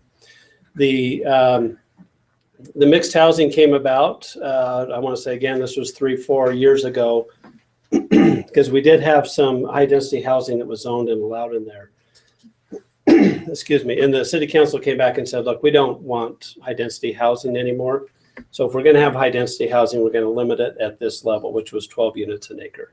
And so the mixed housing was set up, and Ken has talked about this with these different guidelines on the 3 different types of housing and landscaping requirements, which really make it difficult to develop that at 12 units an acre. And that's what the Garden Grove people ran up against, is they're following all the guidelines and they're getting about 8.5 units an acre. So if that's still the vision of the city, that we want to limit the high density housing, then the mixed housing is accomplishing that. If we feel like that needs to be further restricted or eliminated in the area, then that's another discussion to have, because we do have Shotgun Creek here, and Ray Proctor's farm are probably the 2 prime candidates for future housing. So we don't know how Ray feels about this. We haven't talked with Ray if we're going to take, and it's Ray and some of the Smith property there. If we're going to eliminate mixed housing from that, then we need to probably notify them and let them know. If we go through an actual rezone and change that to a commercial sales subdistrict, then there would be a public hearing and they'd have a chance to come in and talk about that. But I think if we want to head down that road, I prefer, before we get to the actual rezone part, that we have a discussion with them and let them know what's going on, so we can have some of that prepared before we get to the actual rezone. So this is the interesting thing that I find when it comes to development, is as a city, we control the zoning. That's when we say we have a vision, our vision is dictated by the zoning that we can control. So we don't own the property, so we don't choose who the property owner sells to. We don't get to choose which developer they work with. And then once a developer owns the property, we don't necessarily get to choose the exact stores that come in. You know, if it says grocery store and they bring in some grocery store that we don't want in our community, we don't have that option to say, no, we don't want that grocery store. So the zoning gets us so far. It probably doesn't, when we say we have a vision, it probably doesn't get us all the way where we need to go as far as what we would like to see develop as a community. Now, we do have the design guidelines, which can affect the looks of the type of development, but not necessarily the type of uses. And so if we're going to zone out uses, which we've done, then it's just a blanket. Fast food is not allowed in interchange. So we don't get to pick and choose which fast food restaurants we'd like in there or not like. It's either yes or no on them. But when a developer comes in, doTERRA is an example, and this is an example, the Walmart development with the housing behind it. They didn't meet our zone. And this is what we run up against, and this is what happens with staff, is somebody comes in and they says, I want to develop in the Grove, and we sit down and go over what the zoning is. And if they can't meet the zone, then they want an exception. So, of course, the staff, we can't grant the exception. The only people that can grant the exception is the city council. The planning commission can't grant the exception. So doTERRA, we did an overlay to make sure that they could meet the uses, the various uses that they had, which does not match the commercial sales subdistrict. But we created the overlay to accommodate them so that they would develop in our city. And it was the same with this project here. There was an overlay created to allow that to happen. So the overlay is a tool to take what the basic guidelines are for the various zones and to work a project in that might not meet all of the criteria.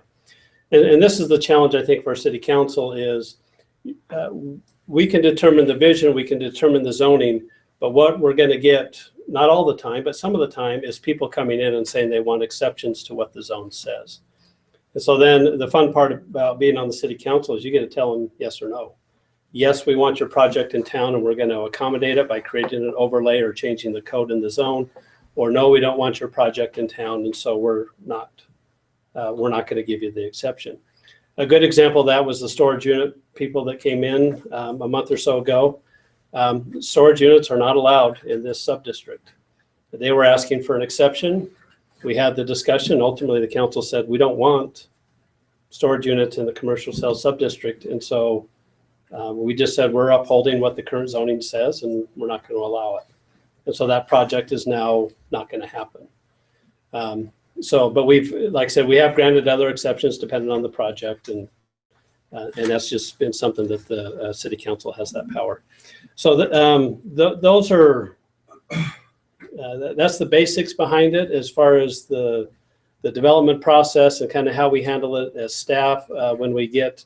Now we try to be gatekeepers in some ways. We do have people approach, and if it doesn't meet the zoning and it just seems like a project on staff side of things that doesn't make sense, then we'll just tell them, no, we don't think the council's even going to consider this. But if it is a project we think the council might consider that does not meet the zone, then generally we arrange for them to sit down with you and kind of do that. Now, sometimes maybe we guess wrong, and there's projects that are coming in front of you that you guys absolutely don't want to do. Or, and I don't know, maybe we've told people you don't meet the zone and we're not going to get you in front of the council that maybe you would have liked. And so we try to figure out when we're approached that does not meet the zone on what to get in front of you and whatnot. So we want to be gatekeepers in the fact that every single project that somebody wants an exception has to come in front of you. But usually if it's a fairly large project or if there's some, we understand that there's going to be a significant revenue generator for the city, then absolutely we get that in front of you. And that's why the storage unit is, now they did it the right way. They went through planning commission first, planning commission to you guys. Now, some people, before they even get to planning commission, they want to kind of get the temperature of the council before they start spending a bunch of money on that. And our latest discussions as staff are, If somebody comes in and wants exceptions and we're not quite sure, we're just going to instruct them to go through the planning commission process.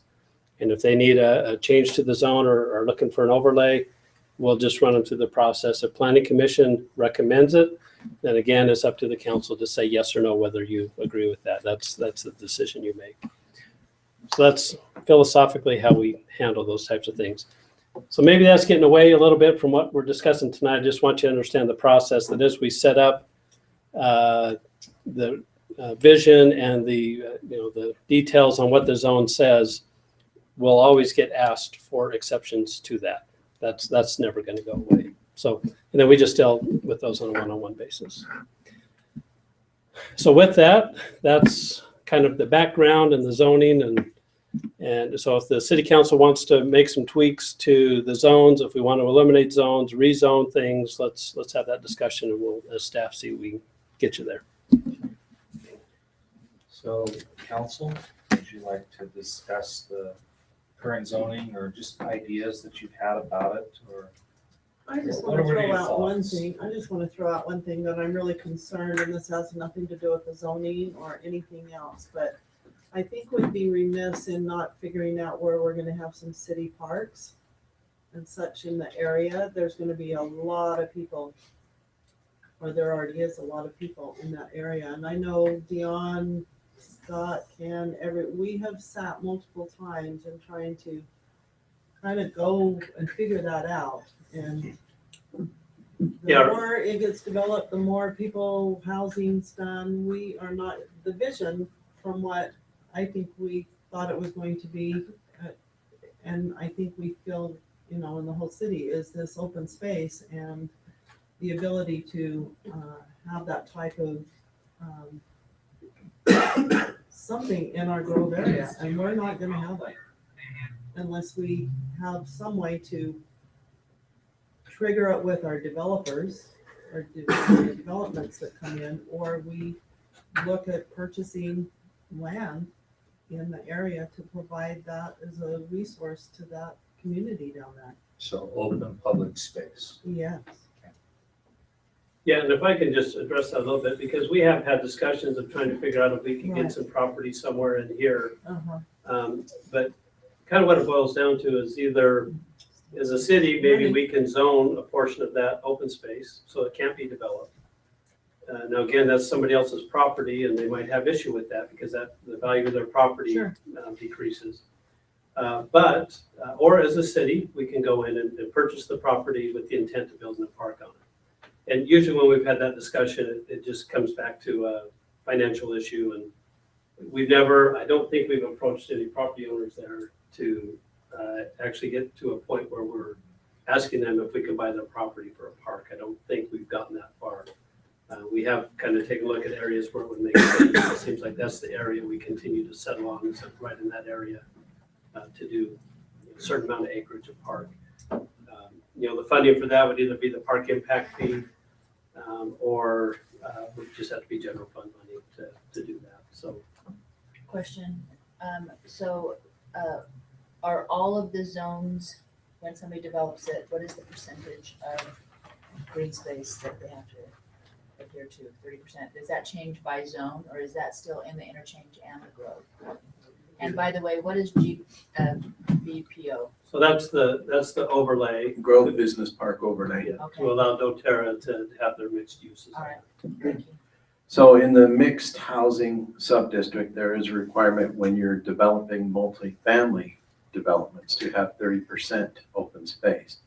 That 30% does not carry through with commercial development or even with single family housing strictly. Then it's the open space becomes their front backyards.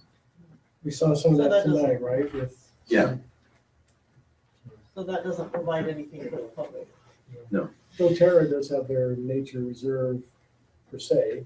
Right, and they chose to include that. They were not required to have that much open space, but that was part of their plan. Well, that was with connecting with ours that we do have set apart for the nature part. So we can exact property when somebody develops. Our issue becomes is trying to get that property all in one area so we can have a park of substantial size as opposed to just various pockets of open space. Dion, do you feel like that's a need?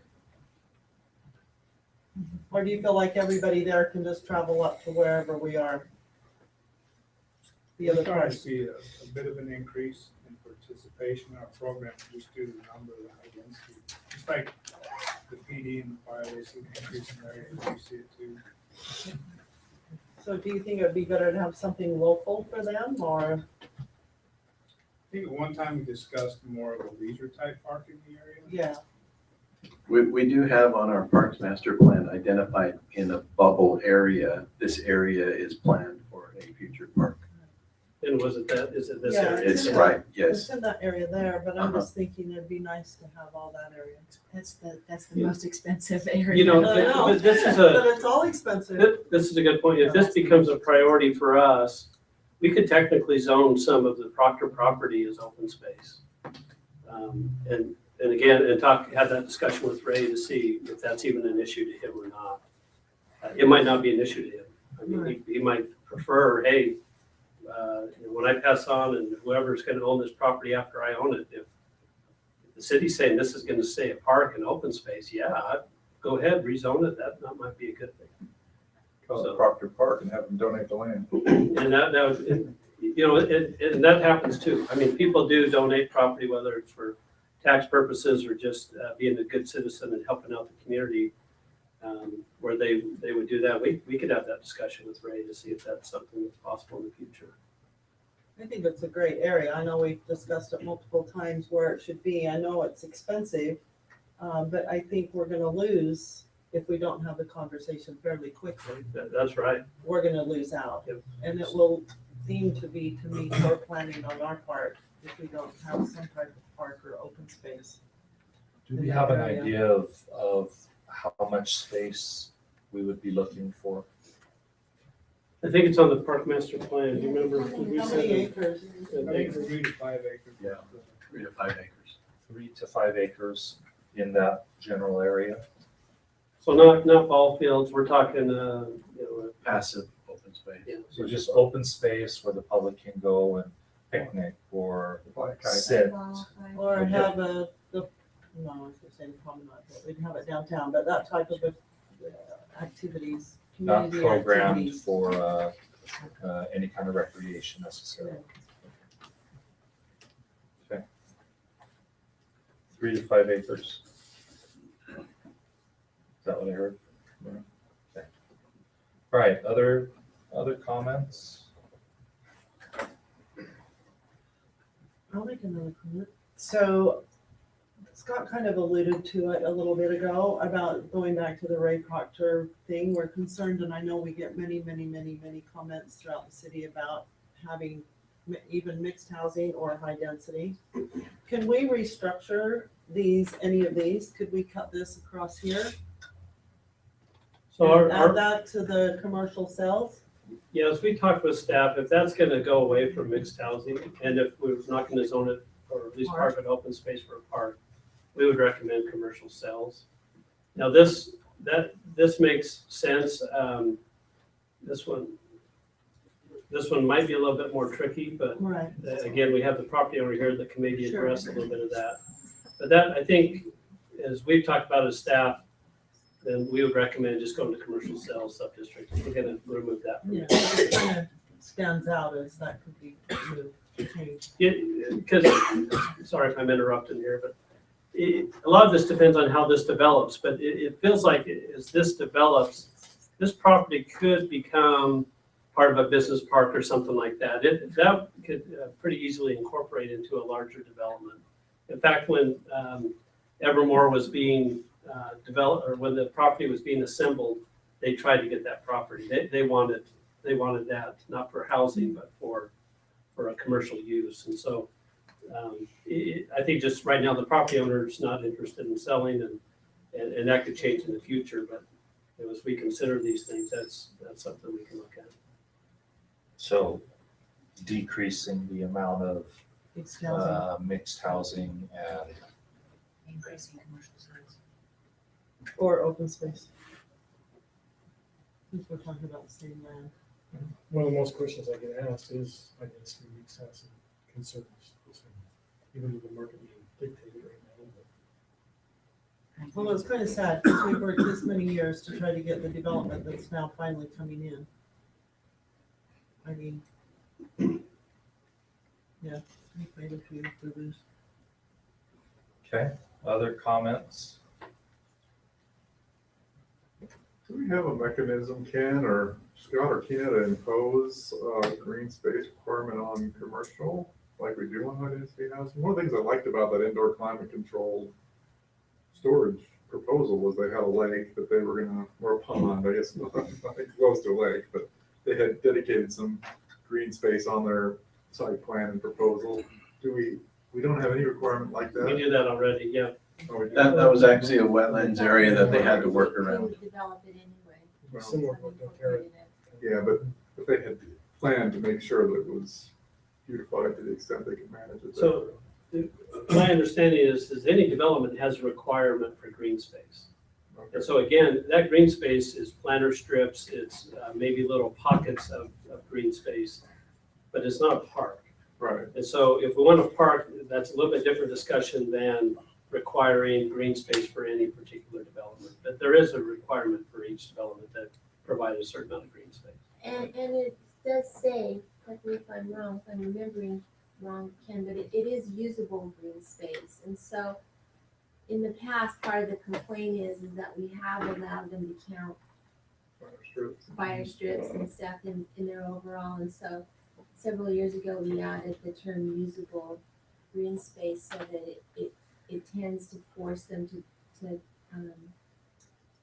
conglomerate the green space into usable areas instead of counting little strips in between apartment buildings or whatever is part of their green space. I agree. Right, so what it is currently in the ordinance is 30% open space required, 75% of that 30% acreage has to be usable and contiguous. Okay, thanks. I think maybe I misunderstood something you said earlier, Ken, because I thought you were saying that requirement applies to housing, residential, not commercial. Right, That's a so universal- commercial, no, it's only to housing. So commercial requires a 10% open space requirement, but it does not require the usable contiguous. Okay. Does that count just like a tree in a parking lot?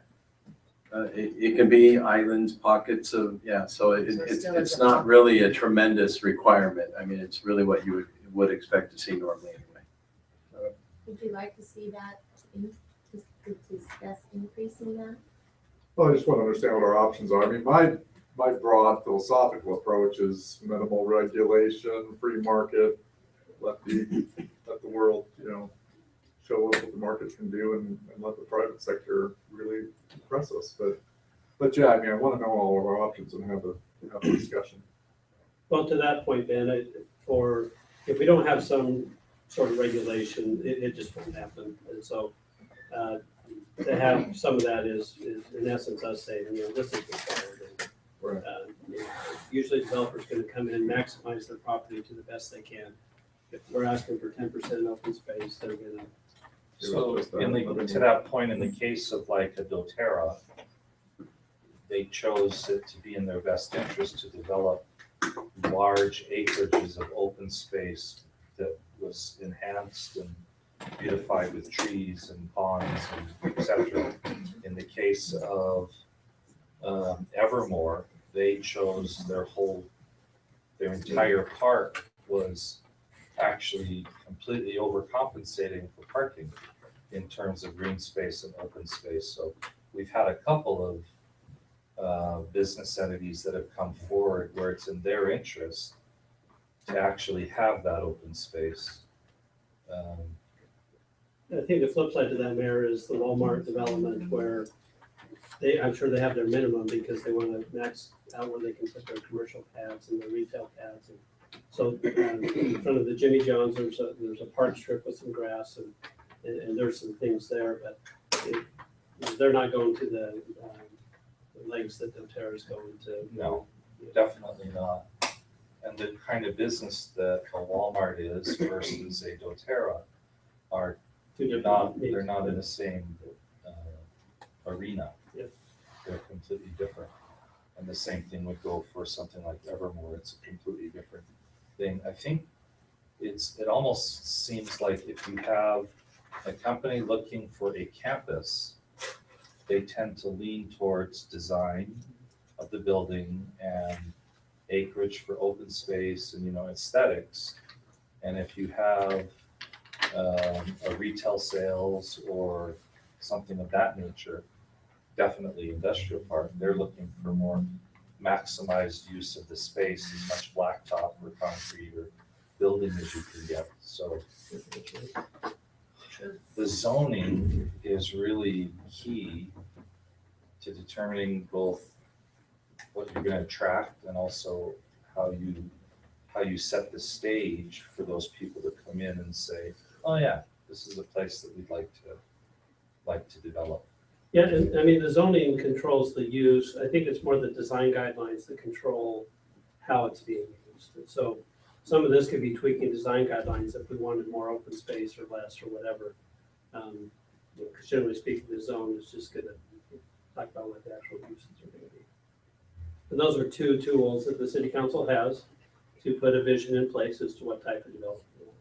So let's talk about the overall spaces there. Cindy's brought up a point about perhaps mixed housing should shrink and commercial sales should expand. And then we have 1, 2, 3 different kinds of zones there. Is that right? Well, if you're talking about, we have interchange, commercial sales, and mixed housing. The overlays are just specific to that property. Right, and mixed housing is, so there's just 3. Yeah, there's the three three types zones. of zones. Yep. So we've highly favored commercial sales. It looks like the mixed housing, even according to the definition, is getting close to being maxed out. Yeah, it's just we're running out of property. Right. Yeah, so Yeah. by maxed out, it's Maxed out paying meaning it's the one that's nowhere's close to being touched is commercial sales in this particular map, right? There's nothing on there. Well, I mean, we have somebody that owns 40 acres here that's working on developing it. We're starting to develop along here. Now, doTERRA's bought a lot of additional property, and we're not sure what their timeline or schedule is. But I mean, we are starting to see this develop, maybe not as quickly as we'd like, but. Well, I'm not referencing time or anything. I'm looking more at the order of which this is developed. Oh, the housing's all in. Housing, Right? boom, we designated housing, and there's the housing. The interchange zone actually has quite a bit going on, as does the overlay. But the rest of it is kind of raw land.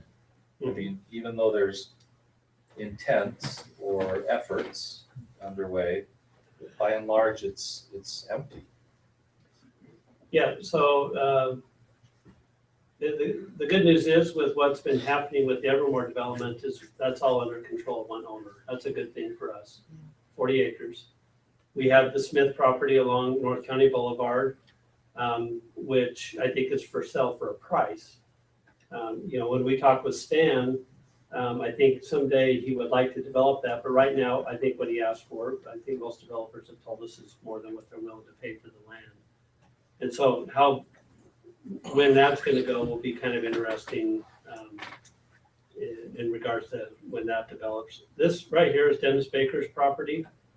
And as far as we know, there's not necessarily any plans other than right there is the future McDonald's, which has been approved 2.5 years ago that they still haven't built. They're closing 700 corporate stores. Yeah, it's interesting. So McDonald's are? yeah, and so 700. 700 corporate stores nationwide, Like just in the U.S. We've got the vision. Well, I don't know if they're even revamping. I think they're just. No, they're closing. They're closing. No, I mean, the existing that stays, they're totally. Oh, yeah. Yeah. The ones that Wow, are, I that didn't they're know that. continuing to own. Doesn't Baker's own right here too? yeah, so this property St. John's had under contract. They were going to develop it as part of their development. St. John's ultimately decided not to close on that property. And now we met with Dennis Baker on Friday and I said, what's your plans? And he's working with Brandon Fugel, and he's sounding like he might develop it himself. Now, if a developer came along that is gonna pay them money for the land that made sense to Dennis, then they're gonna do that, is what they told us. Or they're working on a retail anchor right now, and I don't know where where the anchor would be located, but they have one that they're trying to attract to, kick off the development there. But they made it sound like if they get that retail anchor, that Dennis, working with Coldwell Banker and Brandon Fugel's people, they would develop that property themselves. Wow. Are they gonna have the same hangups that St. John's had though? LDS Church. Well, so my understanding is there was a, when Dennis, when Dennis originally bought this property, the eldest church had, I don't know, we just call it a covenant within with buying that. Side agreement. They owned a square of property that was closer to the boulevard in the middle of what he bought. And he exchanged that for pad site rights too, I believe. And now that covenant seems to have interfered with the St. John's desire of development, or at least it was brought up as a discussion. Yeah, St. John's, I don't think that was the reason that St. John's ended up not doing it, but, because I talked with, PRI who was working with Dennis to get that covenant. In essence, Dennis has to buy out the church and say, we want to buy out this covenant so it doesn't exist. And it sounded like they were making progress on that. I don't know if they've actually got that resolved, but if Dennis ends up developing that, then that's he created the issue, then it's his issue to him. So with that, does the council see a need to adjust what's there? We've had the comments about decreasing the mixed housing and increasing the commercial sales and creating open space somewhere around 3 to 5 acres of a leisure type park. But other than that, is there anything underlying here with the basic zoning that there's a concern about? I tend to agree with Cindy. I think maybe we talked to Mr. Buckner about, or we talked about that section. I think, Mr. Perry, I think his is a little more landlocked, it's a little more difficult. And to chime in on that one, and I think contrary to some comments that we don't listen, the number one thing that I hear across the board is that they don't want any more mixed housing. High density. So we have 5 number 1 priorities. Let's keep adding more. As long as there's good roads in it. Those are where the best roads are. I'm just saying that is probably the thing I hear the most, even more than roads. Please no more mixed high density housing. So I'm relaying that. Any comments, council? I've got a question just broadly.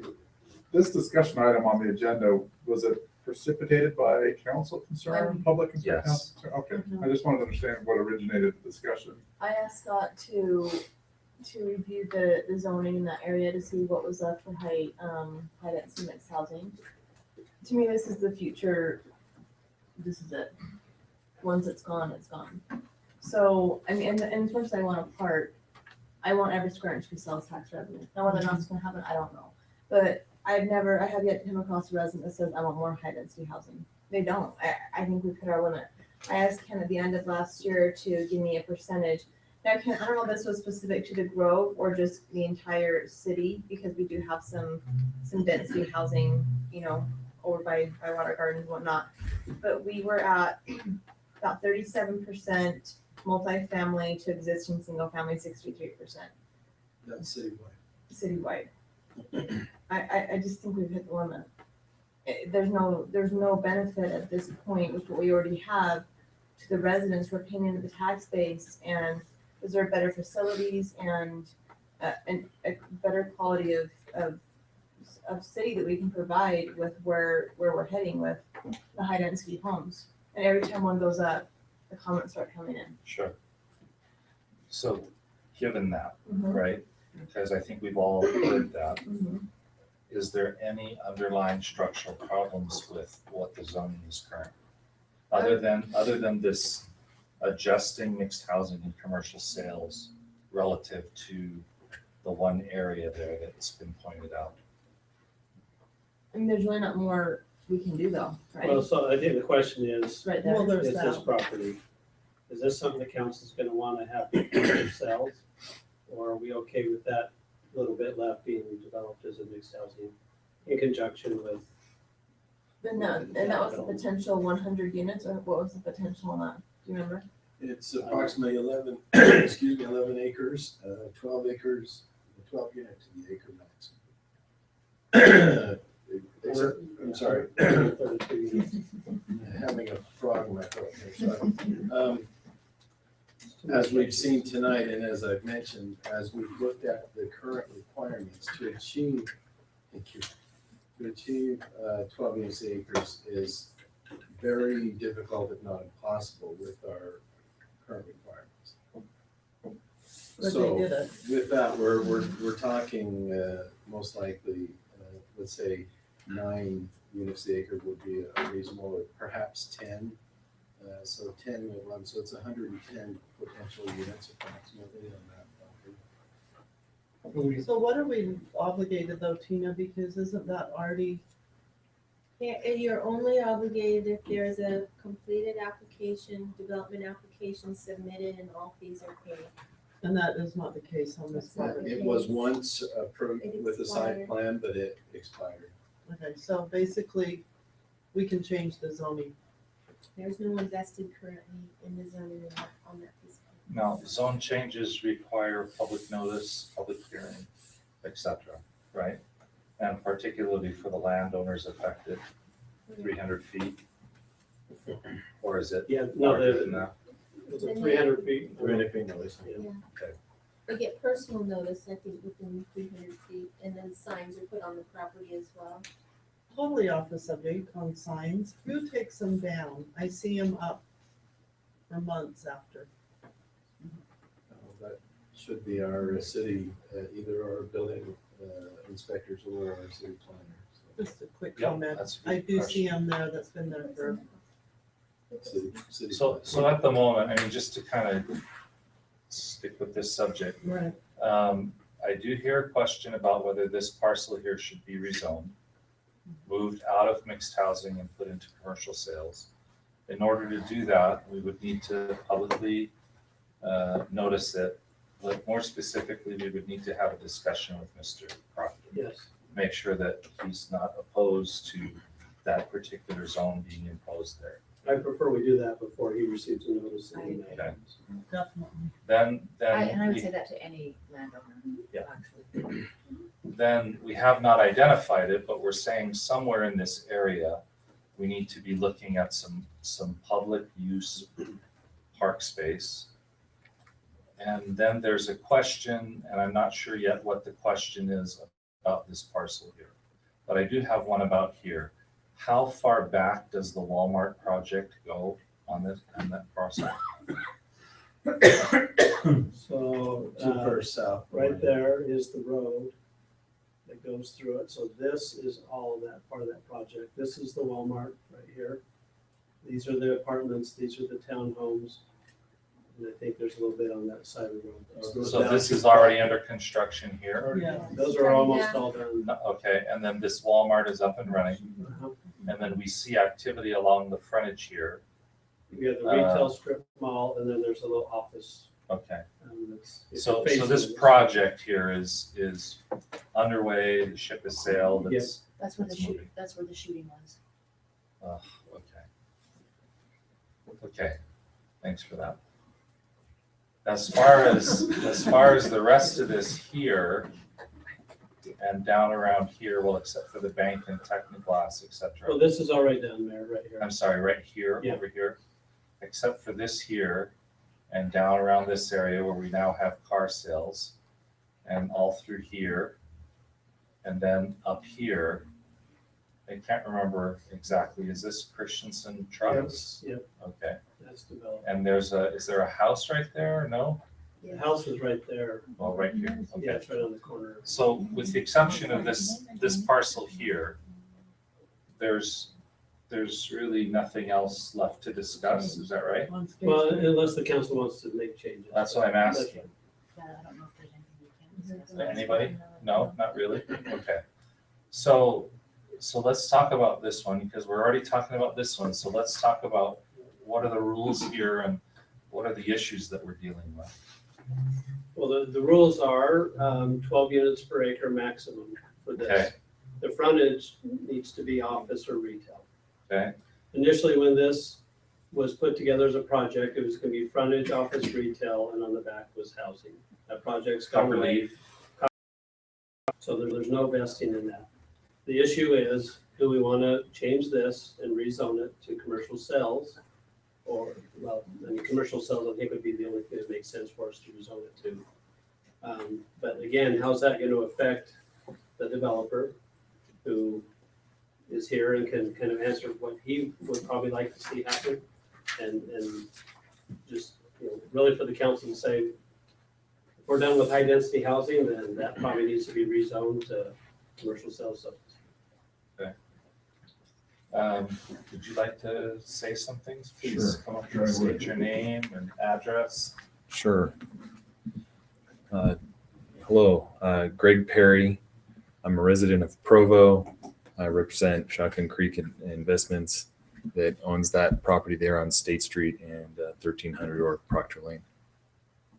Appreciate you giving me the opportunity to speak here. I know that you're, make a lot of important decisions here regarding the future of Pleasant Grove.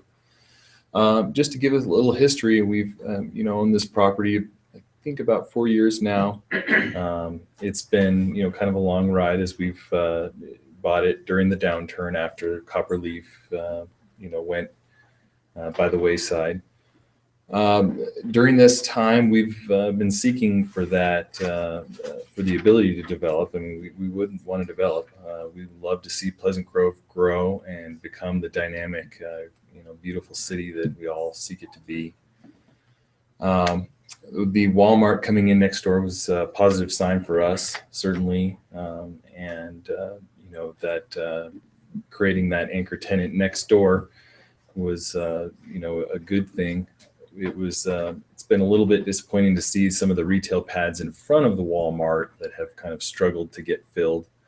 And is not a great sign for us trying to seek, a similar type of anchor tenant for our property.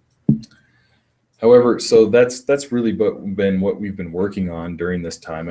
I admit we haven't been entirely focused on this property, but we've been keeping our feelers out, trying to attract that anchor tenant that we could really build around. The Walmart neighborhood market or similar sized tenant. We've had in recent times throughout the past few years, other developers come along and say, hey, would you be willing to part with the mixed housing portion back acreage of your property, and you keep the retail and we keep the housing and we build the housing? And we've kind of put them off saying, we don't really think that's a good plan. This is a 22-acre parcel. It needs to be planned together. If there's a retail component up front, which there certainly will be, or rather I should say, if there's a housing component in the back, it needs to be master planned together with the retail component for it to work and make sense and be something that the city loves, that the developer can, find is an efficient, profitable development. So the housing part of it, is the easier part. I will say though, however, the mixed housing regulations that have been imposed on that area do make housing difficult. This goes back to the larger issue that I know everyone is faced with your constituents who come along and say, hey, no more mixed housing or no more multifamily high density. I think that, personally, I think that is sort of one of those things that it's sort of like voters also come along to you and say, hey, we want no taxes. We also want really high services. It's kind of one of those things that aren't necessarily always compatible to have, a very suburban single family type community, but then also have tons of retail and, we can't attract the type of retail tenants here without a population base and a certain level of density that is required. It's also interesting to me because we have, Shotgun Creek has developments in other states throughout the West. Most communities and most areas are going the complete opposite direction of Pleasant Grove and increasing density. And they're doing so in a smart manner. They're trying to construct walkable, workable communities. They're pedestrian friendly. But density is viewed as an asset because people are an asset. And this goes to really what the future of Pleasant Grove wants to be. If it wants to be a very quiet, suburban, single-family community with that you can, walk around and barely see a car drive by on a street, then it certainly can go that direction. If it wants to be a dynamic, growing community that attracts high-quality employers and high-quality retail tenants, density is required. It is the kind of thing that provides that dynamic city-like feeling that attracts employers and retail tenants. I would suggest just, in my mind, this whole area south of State Street should embrace multifamily and not shy away from it, simply because it will create the type of dynamic city, urban-like feeling that attracts those types of tenants. Now, I know you're probably not going to go that direction. Right now, we're talking about the opposite direction of eliminating housing altogether. And you can certainly, you could go that direction as well. In regards to our property, if the housing component were to be eliminated, it would devalue our property. It's certainly the housing component is really kind of necessary to master plan and to make a profitable development. As we've seen with the past developer that tried to do, the housing component was important to that. So what would happen if the housing component were taken away is you'd have to do retail on the entire acreage. It's 22 acres we have. That's a lot of retail. There aren't a lot of big boxes going up. I mean, and don't get me wrong, we would love to do all retail. If anyone knows, a big box or a big, another doTERRA that wants to come along and put it on our property, sold. We would love to do that. We have no bias here, but to be forced to do all retail on that acreage makes us sit back and take a breath and say, okay, well, now we have to find a really enormous big tenant that's going to take all this acreage. That's going to take a long time to do. So if you would like to see that acreage developed there on State Street, which I would, it's not earning any sales tax revenue and not really doing anything now. The multifamily or a housing component of it certainly makes that easier. When we do find that retail anchor tenant, such as a sort of a mid-box size, similar to a Walmart that we can build around. And my vision for the property is some type of mid-box size tenant with some quality restaurants on the retail frontage with quality residential component in the rear part of it. That is something that could happen a lot sooner. Rezoning and taking away the housing component of that makes it difficult. So that's really what I've had to say. All I have to say about that. We have, you can go to our website, shotguncreek.com, and see some of the other communities we've done. I can leave some of my cards with you. Just recently in Richland, Washington, we built a 160-unit multifamily apartment complex. It's the highest quality residential apartment complex in the city of Richland, Washington, which is actually a similar sized city as Pleasant Grove. It's 48,000, you have 33,000.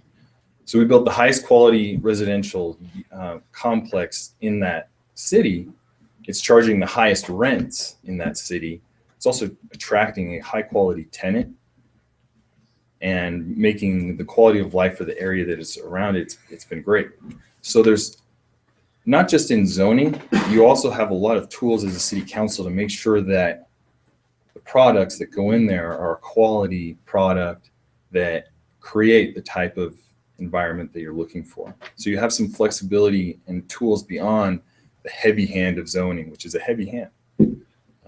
I would, argue that just, you're designating this as mixed housing and getting rid of multifamily has set back retail development in the area. So that's certainly something that reasonable minds can just disagree on.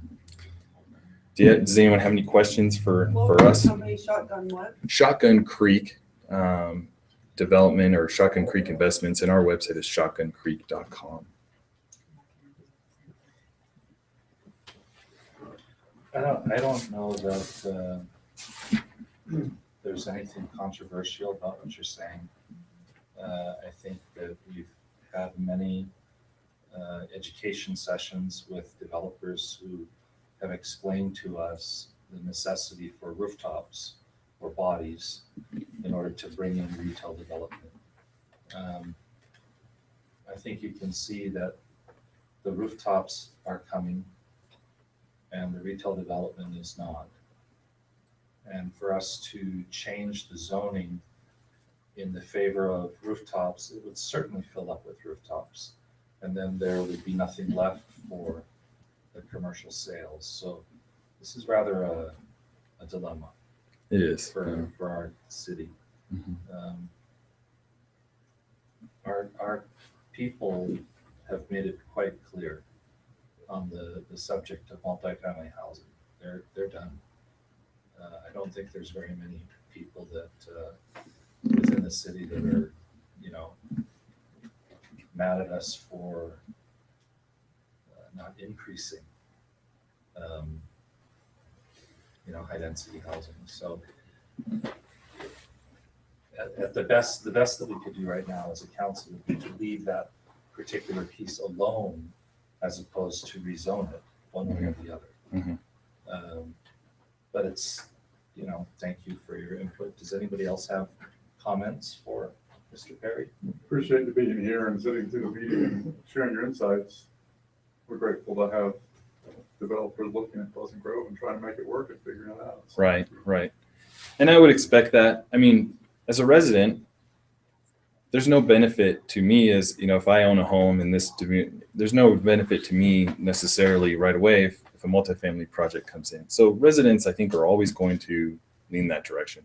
And so I would expect that to continue. It's difficult for the residents to see a broader vision of a community and what the benefits of density can bring. And I'm not even here to, this is sort of a philosophical argument right now, because obviously you're not considering changing the density of the other direction. However, it does have an effect. And as I said, communities across the nation are going the other direction in terms of density and trying to eliminate single family and bring more density, because that eliminates sprawl. It's viewed as being more environmentally friendly, more units per acre, less acreage, and then perhaps leaving more green space, and then increasing on the property that is built on being more dense.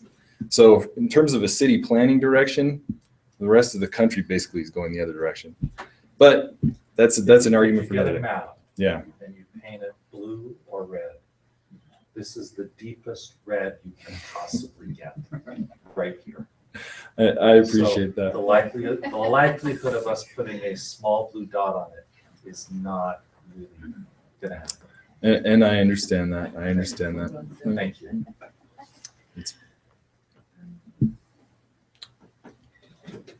All right. Thank you for your time. Appreciate Thank you. it. So is anyone on the council recommending at this point that we revisit the zoning up here in this area?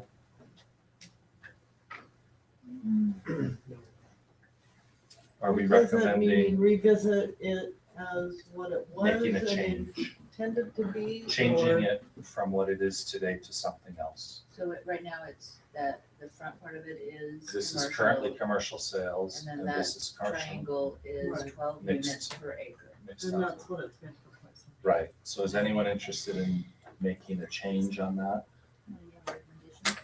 No, I don't. I think we should leave it the same as it is. What about this parcel here? I would like Or to- not parcel, but this area? Are we interested in that moving into a different direction? Let's have a conversation with Ray. Okay, so staff, can you please have a conversation with Mr. Proctor, and also, is this the Smiths here? Mrs. Smith's there, yes. Maybe a conversation with the Smiths? There might be two different property owners, but we'll get that sorted out.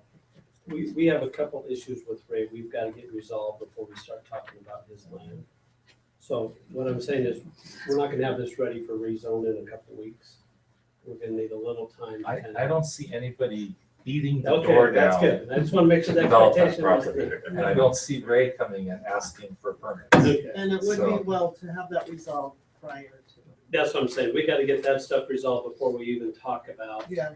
his property. So, and we're making a lot of headway. John Goodman's done a heck of a job on getting a lot of that taken care of, but we're not quite there yet.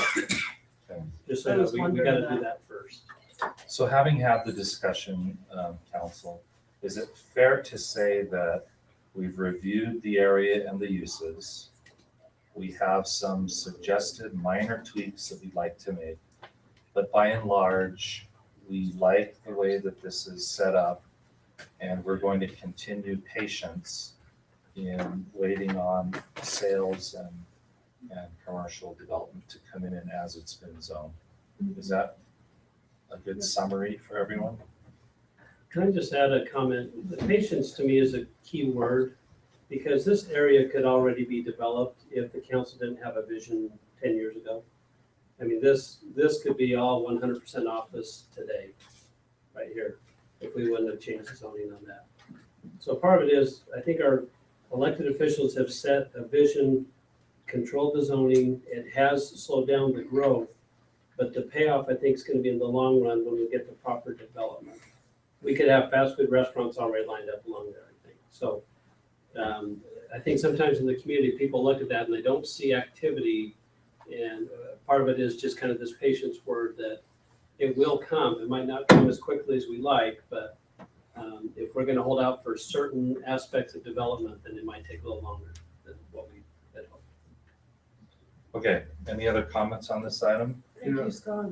Sort of in conjunction kind of with Scott's point is I think one of my broad philosophical ideas too is to not mess with it that often. If we've got a vision in the plan and we need some patience, let's not continue to erode the master planning in hopes of seeing the retail come sooner when we might be making the retail come later by some of the changes that we're proposing. So You want to take this down? So we open it up to Well, comment. yeah, we've been open for a long time. Go ahead. Jennifer Baptista, 32 North, 1300 East. I talked to Dagan and Ken over the software that the presentation, I think it was back late 2013, where we had presenters come in and build out our grove area and give us a population and a sales tax base. I was under the understanding that we had access to that to plug things in and out to make those adjustments. And since we're talking about doing away with multi-housing, which was probably part of that scenario, I would like to know the difference in the population changes that we're making, also in the retail sales changes that we're making, especially when we're trying to determine what the need is for our public safety building. If we are reducing our population, that changes that scenario as well. So I just think that that should be information we should be getting. And if we paid for it, we still have access to that, I think we should be using it. And I haven't gotten information or confirmation that we still have access to that.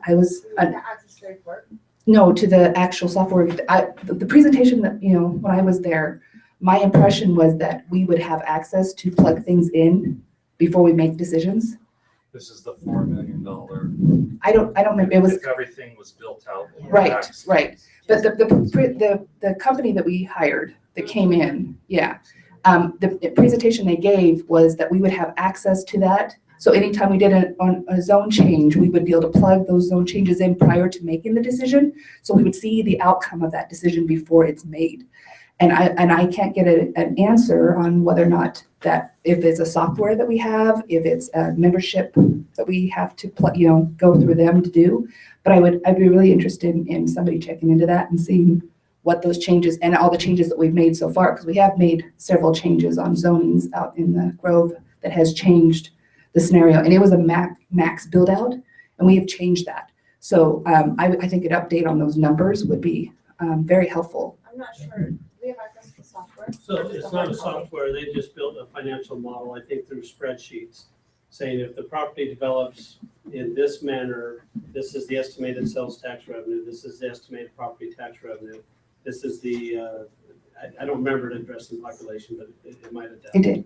So there's a model that's been created, and we're meeting with Louis Young next week on another issue, and we can revisit that, I think, and say, hey, if we do change the zoning here, will you rerun the numbers and see how it affects that? I don't. Did we just pay for a report, or do we pay for access to their program? I don't know the answer to that. I don't think it was an editable program. Well, that's the way the presentation And I was remember- presented to me, is that it was something that we would have access to and be able to use. I think it was them that had the software. They Would be able to use, or the staff. So like I said. Well, if either or. if Dean's not here, he could have that answer, but that is, yeah, it was a financial model, it's not a software, it's an Excel spreadsheet, I'm guessing, that they could, I think, go in and just replug in the numbers. The presentation said that we could use it anytime we wanted to, as we went through our zoning process and rezoning. Yeah. And we could plug it in, and they would recalculate the numbers and give us an instant answer to how our zoning was changing. So to me, that's either a software or an access to some kind of network or something, but maybe, that's my interpretation So of the we'll presentation. go ahead and Yeah, we'll when they follow meet up with on that. Louis Young, they'll bring that up and find out. Yeah, we'll follow up on that. And the other thing is, since we're doing the vision and the zoning, because of the issue that was here earlier, are we entertaining changing the design for the Grove area, the design districts? What do you mean? You mean the mountain? Yeah, the mountain and the Yeah, and the thing, because being on planning commission, I'd like to know at least if we're entertaining that. It sounds like Ken was saying We're gonna visit at it. this point that needs to be revisited. Well, isn't that what we're doing, is discussing the zone? Yeah, Or No, the district? those are the design.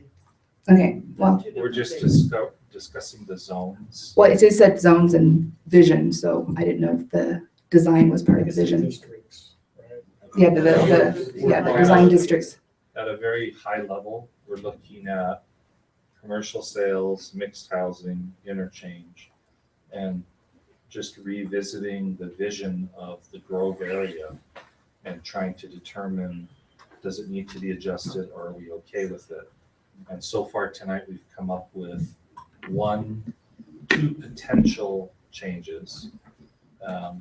But one requires discussion and other resolutions with the property owner before we can do anything with that. Right, well, I was curious because the developer, asked for a waiver, and you guys were saying that you might had to have a discussion. And since we're having the discussion, I was just curious if you guys are actually entertaining the possibility of changing those. It can come up in planning, yeah. I'm trying to preempt something that might come up, ahead of us. If you're leaning that way, then it will, change the discussion we would have in planning commission about what the future of those designs would Yeah, be. I think tonight the answer to that question was Ken intimated several times that what we currently have for mountain and garden may no longer be applicable because things have blurred. So I would take that to mean Ken's gonna raise that question. It'll probably go to planning commission and then make its way back. So planning commission will we'll discuss it first? Yes. I'm trying Okay. to, leave that up to Ken. Okay, thanks. Thanks. Anyone else on item 11A? Molly? I just want to address him, just as a resident of Pleasant Grove. I had the opportunity to go on a ride along on Saturday night. The majority of our time was spent, and this is only one night of one shift, but the majority of our time was spent Strawberry Point and the high density housing down around Walmart and those areas. So I'd be curious to ask Chief Smith, what percentage of incidents are around there? Because we didn't spend hardly any time east and Yeah. north. Chief Smith's not here, but there's Yeah, no he's question not. that we have a disproportionate amount of our resources spent in the high. Yeah. Officer Nelson at one time was compiling a report, so we can ask him maybe to finish that. I think it has been defined. Yeah. We just need to pull that back up. We can get that back in front of us. I think periodically, just like the fire department, we've had a map that shows us numbers of incidents And and where they are. I think we had that during public safety building discussion. Right, so I'm sure that we can get that reproduced. It's good information. Yeah, I But- think But to your point, the reality is the higher the concentration. the of more people, things are going to the happen. more activities you're going to Yes. have in that area. Yeah. And if it's police, it's going to be police work. If it's fire. And I don't want to stereotype. Pardon me? I don't want to stereotype the residents or No, anybody that lives there, population-wise, but right? population, absolutely, you run the higher risk. Thank you. Anyone else? Okay, we're gonna finish on item 11A. Let's move to the agenda for May 26th.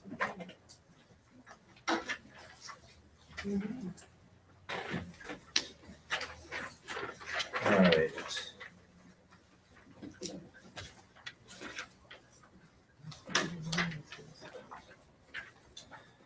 The items that are on here right now, we're down on 9A to consider for adoption of resolution 2015-016 authorizing the mayor to sign a professional services agreement with Bowen Collins and Associates for the purpose of providing structural and life safety evaluation on 4 buildings owned by Pleasant Grove City and providing for an effective date.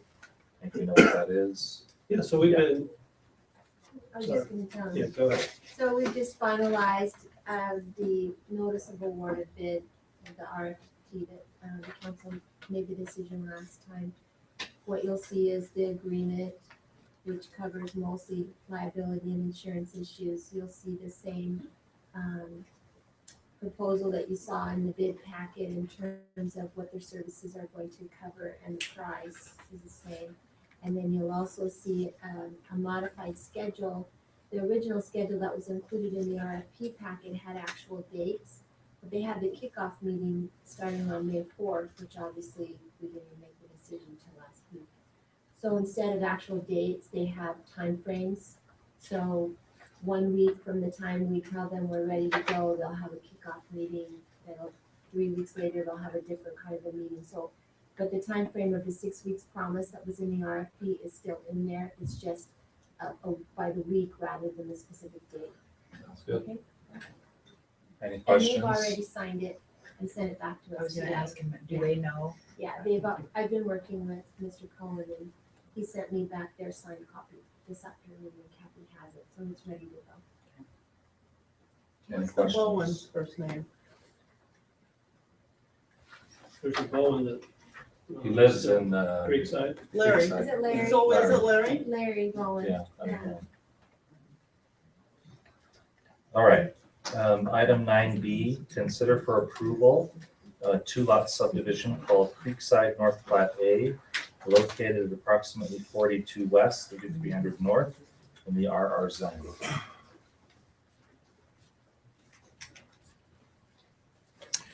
Okay, we have 2 plats that are related to each other, and I don't unfortunately have the most recent one up on the screen right now, but this is very similar to what you will see next week. So we have Creekside Development on 3300 North, next to the Manila Creek Pond area, which would be down in this area. The Aspen Grove, or what is it? Creekside at Aspen Grove is the name of the development that's down in this area here. This is an addition to that, to have 2 lots that will be added to that subdivision. There's an existing home. They'd like to build another. Yeah. So that's basically what it is. There's a planned easement for a roadway that will go through here for future development or subdivision of this property right here. So it's a 2-lot subdivision. Okay, any questions? Okay. The next one is an amendment to the Creekside plat, which we just looked at this area up here. So this is just something that's been worked on for quite some time now to readjust the boundaries on several properties in this development. There were some problems between property boundaries. So this is just cleaning that up. What kind of problems? Oh, don't go there. So Homes built over property lines. property lines were like wherever you see it's dark, they were completely wrong. So they all got fixed. Okay. Yeah, it's a long process that's Scott, can I led ask to you a this. quick question? Did you chat with Aguilar? You know, I sent her a text and an email and did not hear back from her. Okay. So You I probably follow up? just need to follow up. Okay.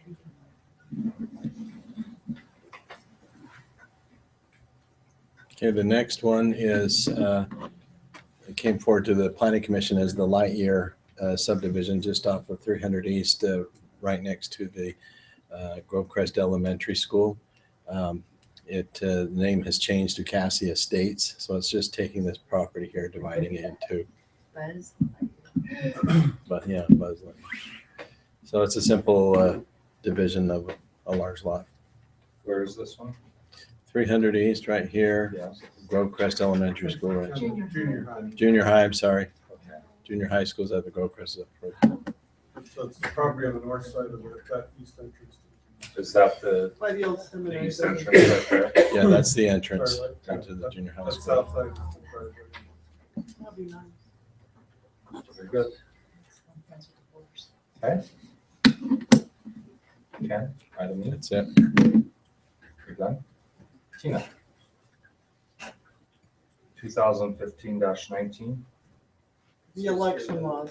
Oh, actually, it's Kathy's thing, but No, it's yours. I'll be No, it's- presenting. So there were some minor changes that the state made in some of the election laws, and we're just changing our local ordinance to mirror those changes.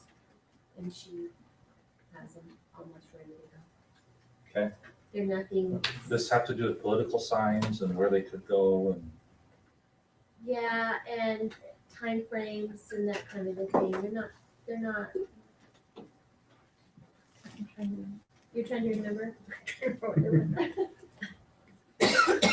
They were a big deal. Yeah. yeah, it turned out to be a big deal. I think that's what it's about. So Yeah, if we it's can not. get The thing is that most of the changes were made in the state code, and our local election code actually is very brief. We just follow the state, so we don't need to make a lot of changes. There were just a couple little tweaks in our ordinance that we need to make to comply with the new laws. Actually, most of it was financial Yeah, the disclosures. financial disclosures. any questions? Okay. Item F, Resolution 2015-018, authorizing the mayor to sign an interlocal cooperative agreement between Utah County and Pleasant Grove City for the administration of the 2015 municipal elections. That's, we agreed, I think the council approved that we would turn over the actual administration of the upcoming elections to the county. Okay. And so they require an agreement that spells out what they're going to do and what we're still responsible for, and also the pricing. And so they've got a list and it's broken down pretty individually, so you can see exactly what each service that they're gonna provide costs. And I believe it's in the same number as what was brought forward as an estimate. And the main reason for that was to go to the electronic ballot, is that right? Yes, yes. Any other questions? Okay. Item G, consider for adoption Resolution 2015-019, accepting the Municipal Wastewater Planning Program Self-Assessment Report for 2015 calendar year and providing for an effective date, right? I know that you're supposed to tell us what it is. Oh. He's working on it. It's the same one that we sign every year. They just want to know, how many more we have in the population, and how many employees do we have, and the prices that we keep trying to put back into the sewer to maintain it and everything. So, okay. And it's who's just- certified, and is this the one that says how many people Yeah, are certified? yeah. So, and they have us do it every year. So just kind of an update, I guess, each year. So. Okay, any other questions, comments? Molly? Okay. Item 10A is, these are public discussion items, public hearing to receive comments on the proposed Pleasant Grove City fiscal year 2015-16 budget. The final budget includes the fee schedule and Pleasant Grove redevelopment agency budget. So we've been working on the budget for the last few months, and it is now, we adopted our tentative budget a couple weeks ago. This is our public hearing on the budget, and then we have it on our agenda, the second meeting in June to adopt. Is that right, Kathy? So we do have a public hearing associated with that. That's next week. It says that it's available at the city office. Is it also available online? Yeah. Okay. Yeah, Dean has it all online. So people can pull that down and take a look at it. Now, because of that, we were going, and this is a little bit off topic, but we were going to have a meeting on the third Tuesday to adopt the budget, but we bumped it up a week. And so that third Tuesday is Strawberry Days and the concert in the park. So we were hoping that we could just cancel that meeting and be sure we could attend those festivities. So we moved it up a week just to accommodate that. Do we have in our agenda somewhere to cancel that meeting? Or? Not yet, but we'll Okay. we'll get it on there. It was in the yearly schedule. It was approved. At the beginning of the year. And we It were was already Yeah. adopted not to have one. Okay. Even better. Okay, item 11A, items for discussion, no action. Follow-up discussion on moving public works to the pipe plant. So we've done some research on just some basic numbers on what it would cost and how we could finance a plan to get public works moved out to the pipe plant. So we're going to present that in a general form for discussion. We don't necessarily need to say, okay, we're going to start funding this now and get this done. But if the city council can give us a direction that we're okay with public works moving out there, we have a storm drain facility we need to build that costs a couple $100,000. But we want to build it wherever our future public works site is going to be. So that's what's kind of driving this discussion. So you'll see the information. We'll talk about it next week, and that's something we can discuss over the next couple of weeks. But eventually, we want to get to a point to say we're comfortable with public works going out there, so we can start building this one facility. Great. Any questions or discussion? I have one. I guess I'm not seeing anywhere on this agenda, or in today's agenda, but we talked last week about the possibility of seating our committee to talk about public safety in the next week or two, which would be today's agenda or this agenda. And it might be of relevant interest to those members of that city committee to talk about that possibility too, at least be involved on some level in that discussion. So just because the pipe plant was floated as a possible location of public safety. Right. So when it comes to that committee, we've left that up to the elected officials on how fast and when you want to move with it. So we don't put that on the agenda or whatever. So if you guys want it on next week, we can discuss it next week. But we've kind of left that in your hands. I don't want to put more work on the mayor's plate because he has to do the preliminary interviews, but if there's a possibility it could be on next week's agenda, I would not be averse to seeing it there. How many people now? What are we up to? 30? Something, It grows. 37. Yeah. We've allowed it to grow because people are showing interest. Yeah. A lot of people are showing interest, so. One thing, so I did notice it went out on the city bill, and have we closed it yet? Okay. We did and we didn't. Well, There was a date, Yes and no. but we're still accepting. We've taken it As off the they're coming. website. You can't access on the website if you want to sign up. When did we get that bill? Because I opened my mail late, I know it, but, Came out about the 5th or 6th. okay. Yeah, So it's been the bill came out a little bit late, I think, than normal. But we, like I said, we kept it up for an additional week online. All right. So that people could do it, but I think we removed it just a little bit ago. That's a lot of interviewing. Okay. No comment. Nope. Thank you. All right, so I think that's everything for next week's agenda. Okay, coming back to tonight's agenda. All right, we're up to neighborhood and staff business. I think Libby left tonight. She wasn't here? Yeah, she left her for the meeting. Yeah, right as we started, I said goodbye to her on the way out the door, so anyway.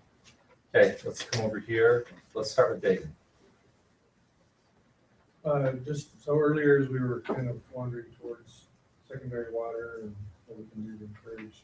Saw a presentation Friday from the Weaver Beaver Basin Conservancy District, who has started implementing meters.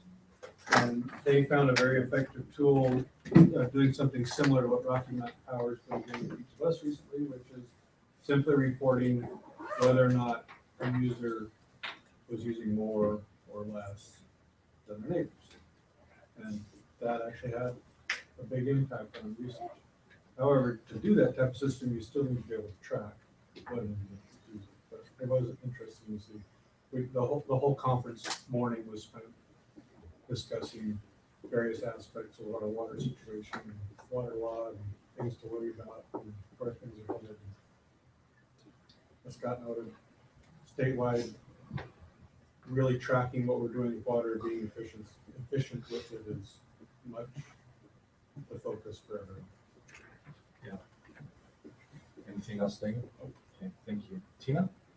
Just to follow up on the question that you raised a week or so ago about regulating the drones. Yeah. So the field has been preempted by the federal government for the most part. Basically, the only thing that we could regulate would be or enforce is if they violate our nuisance law or public privacy laws. So for example, if they're noisy and they buzz outside your windows, or they're looking in your windows or whatever, then we could do something about it. But any other regulations would preempted them. So not if we're wearing our gardening outfit. Yes. Just have to throw that. Just trying to fly under the radar. Okay. Anywhere but outside in your garden. Okay. I think your discussion was strawberry days, like the My parade. concern was strawberry days, right? We have asked the one person that's inquired to contact Melissa Finch and become approved, if you will, because she needs that kind of service. But other than that, we don't know what else is going to happen. So, What thank you. are they going to do with the drone for strawberry day? Just Whatever she wants them to do, Video. film the parade, whatever. Yeah, I don't know. So could it be like a conditional use permit that, or a special it would event probably permit? be, it would probably be more of a permit, yeah, like a special event. I think I just want it for promotional material for next year from the Right. website and things like that, the carnival, and I didn't hear parade, but I heard at carnival, possibly rodeo, kind of things like that, promotional material. Anything else, Tina? Okay, Scott? Just a couple of calendaring tomorrow. We're interviewing for Public Works Director. That's from 1 to 6, roughly. But we're starting for sure at 1 when we end. Okay. And then Thursday night is the reception put on by Ken Brett Schneider and his group on this new project that they're looking to put in Pleasant Grove. So that's at 6 o'clock at their warehouse in Linden. I believe we've sent you the address to that, but they have a unique thing and they want to show it off. So. Everybody still available for tomorrow's interviews? Yep. Okay, thank you. All right, Sherry. I talked to you before about the Pleasant Grove review and how I got a grant for that. And there's a man who said he was willing to match whatever I could raise. So I applied for another grant and asked for the grant for $13,000 and got it. And so then I contacted him and he gulped and said, I didn't know you'd be this efficient at this job. And I can't quite afford 13,000 right now, but I'll give you 10. Wow. So I said, okay, we'll take 10. Fantastic. And that should get us really close to getting the whole thing complete. Wonderful. Oh my Wonderful. Good job. Thank you. Awesome. Anything else, Sherry? Nancy went really well. Was there a good turnout? Yeah, really good. Good. Awesome. Thank you. Memorial Day program? Oh, yeah, that's not it. Yes, we do have a Memorial Day program Monday at 9 a.m. And Mark Besant will be speaking. 9 a.m.? Yeah, I think I told you the wrong. Hey, Mark? The one here in Pleasant Grove, yes. And the mayor will make some comments and we'll I'm have singing. And Awesome. Sid is singing a solo. And we do have Miss Pleasant Grove coming out. Get It should be a nice program. Who's laughing? I think that's wonderful. Like, have you heard me sing? Please. Yes, I did. Wasn't that you screeching it out of the? Absolutely. Very good. Thank you. Cool. Dave? Thanks for your support, Mayor and Council and staff and really everyone that came to the breakfast the other day. We had a little over 800 people come and visit us that day. And even though it's kind of a fundraiser for us, I think the most important part of it is the fact that we get to meet with our neighbors and get to know them again, get to chat with them and stuff. So it was really fun to have everybody here. I like this, Sarah. It's good. Yeah. It's great. Anything else, Dave? Okay, thanks. Greg? I'm just grateful for the rain. It's making my life a little easier, so. That's good. If we can talk everybody into cutting back, that'd be nice, but trying to do that's kind of like finding a needle in a haystack. Well, Molly shamed me into turning my sprinklers off. I did not public shame. But I did turn them And off. she wasn't gonna say anything. I didn't name any names or take any pictures, Didn't so. want to, I shut them off. Yeah, Anything else? that's been kind of a thought is that I know there's some other places that are actually taking pictures of people that are watering during the rain, different things, and putting them on their website, but you know, just hopefully with education and just keep talking to them, we can get them to understand that, you know, water's not that abundant. Nice, but it's not unlimited. So we only have so much, and that's all we get to use. So hopefully we can just keep with the education going and kind of help with that. So Thanks, Greg. Deal? Nothing? You sure? I like the rain too, but it's a double-edged sword with us. It's hard Yeah. to play baseball, it's hard to landscape, it's hard to mow lawns. We'll take any rain we can get. How's the concession stand bathroom going? Roof's on, I think doors went in today, Oh, so they'll start interior work this week.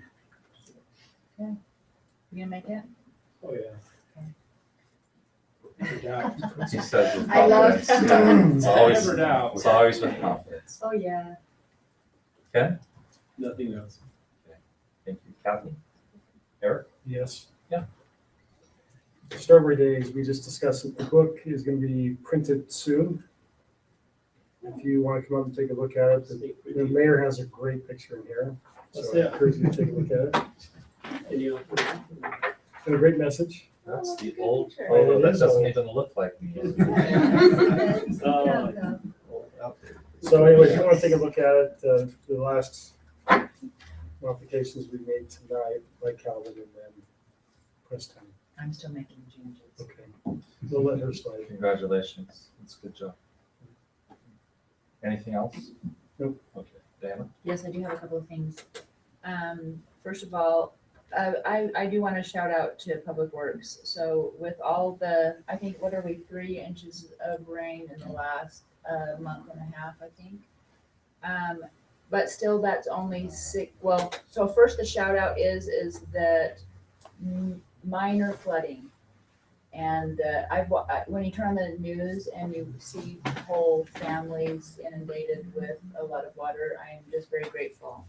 I did hear that if we also get out there that when leaves clog drains, so in front of your frontage, if you have a drain, just clean that out, and that prevents a lot of flooding. With the rain, we're still only 65% full on our reservoirs.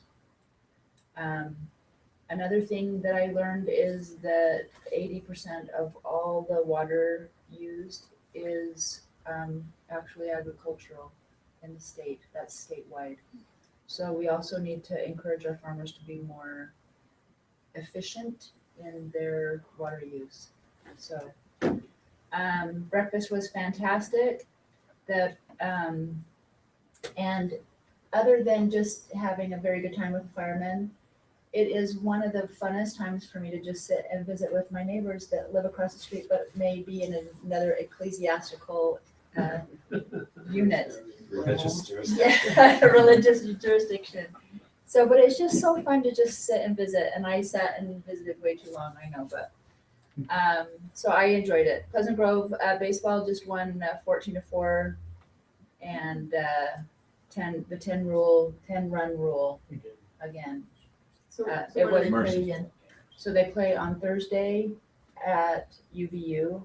Dion, For the tell me if I'm final? right I or don't wrong. know, this is. No, this is not the final. This is Semifinal? still the semifinal. Roger's finding out for me who we're gonna play. Well, they'll play the winner of Cottonwood and Lone Peak. Cottonwood and Lone Peak are playing right Right now now. because they were also rain delayed. It'd be really nice if it was Lone Peak. I mean, No, we don't want Lone Peak. Oh, yeah, we do. That was the only team we lost to this whole season. And we want them back. Mm. See, look at that. So You have an look at odds me, I'm like, maker. oh. Will be Thursday at 11 a.m. Thursday at 11 a.m., which brings me to another conversation. I will be out of town from 11, or from Thursday. From 11 a.m. to. From 11. No, dang it. I'm going out of town, Thursday through Monday, so I apologize, I will not be, but I will be there tomorrow. But So you'll be back on next Tuesday. I will miss the Memorial Day. Okay, thank you. Anything else? No, I think that's sufficient. Okay, thanks. Ben? My questions have been answered. Thanks. Sid? No, you did. It was a great job on the breakfast. That was fun. That was really fun. Saturday was a wild day. We did, a Rotary Service project, a breakfast, a fancy Nancy party for my daughters. It was just every minute we were someplace different Saturday, but it was a great day. Really appreciated everything the city had to offer. Nothing. Okay, all right. Do we have any plats? None? Calendar?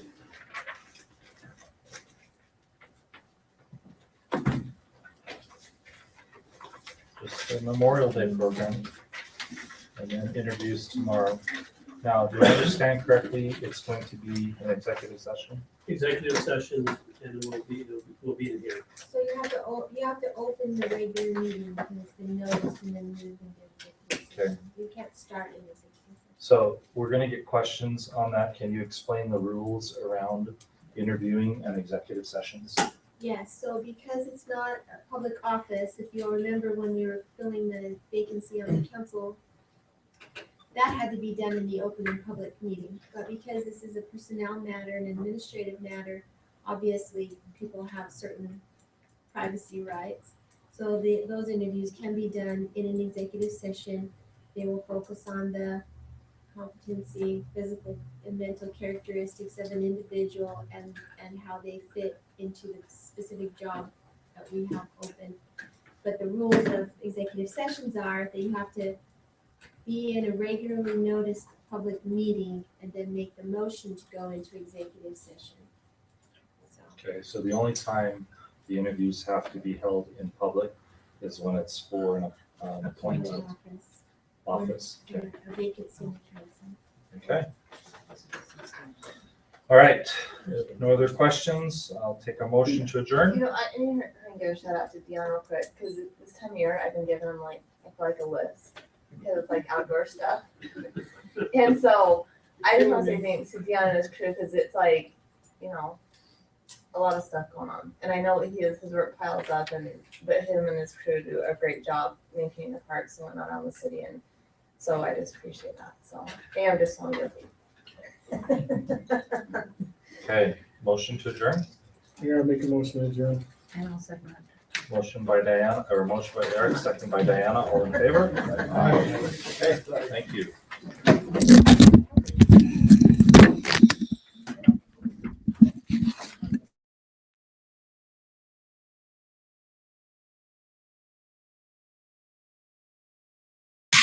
I only went up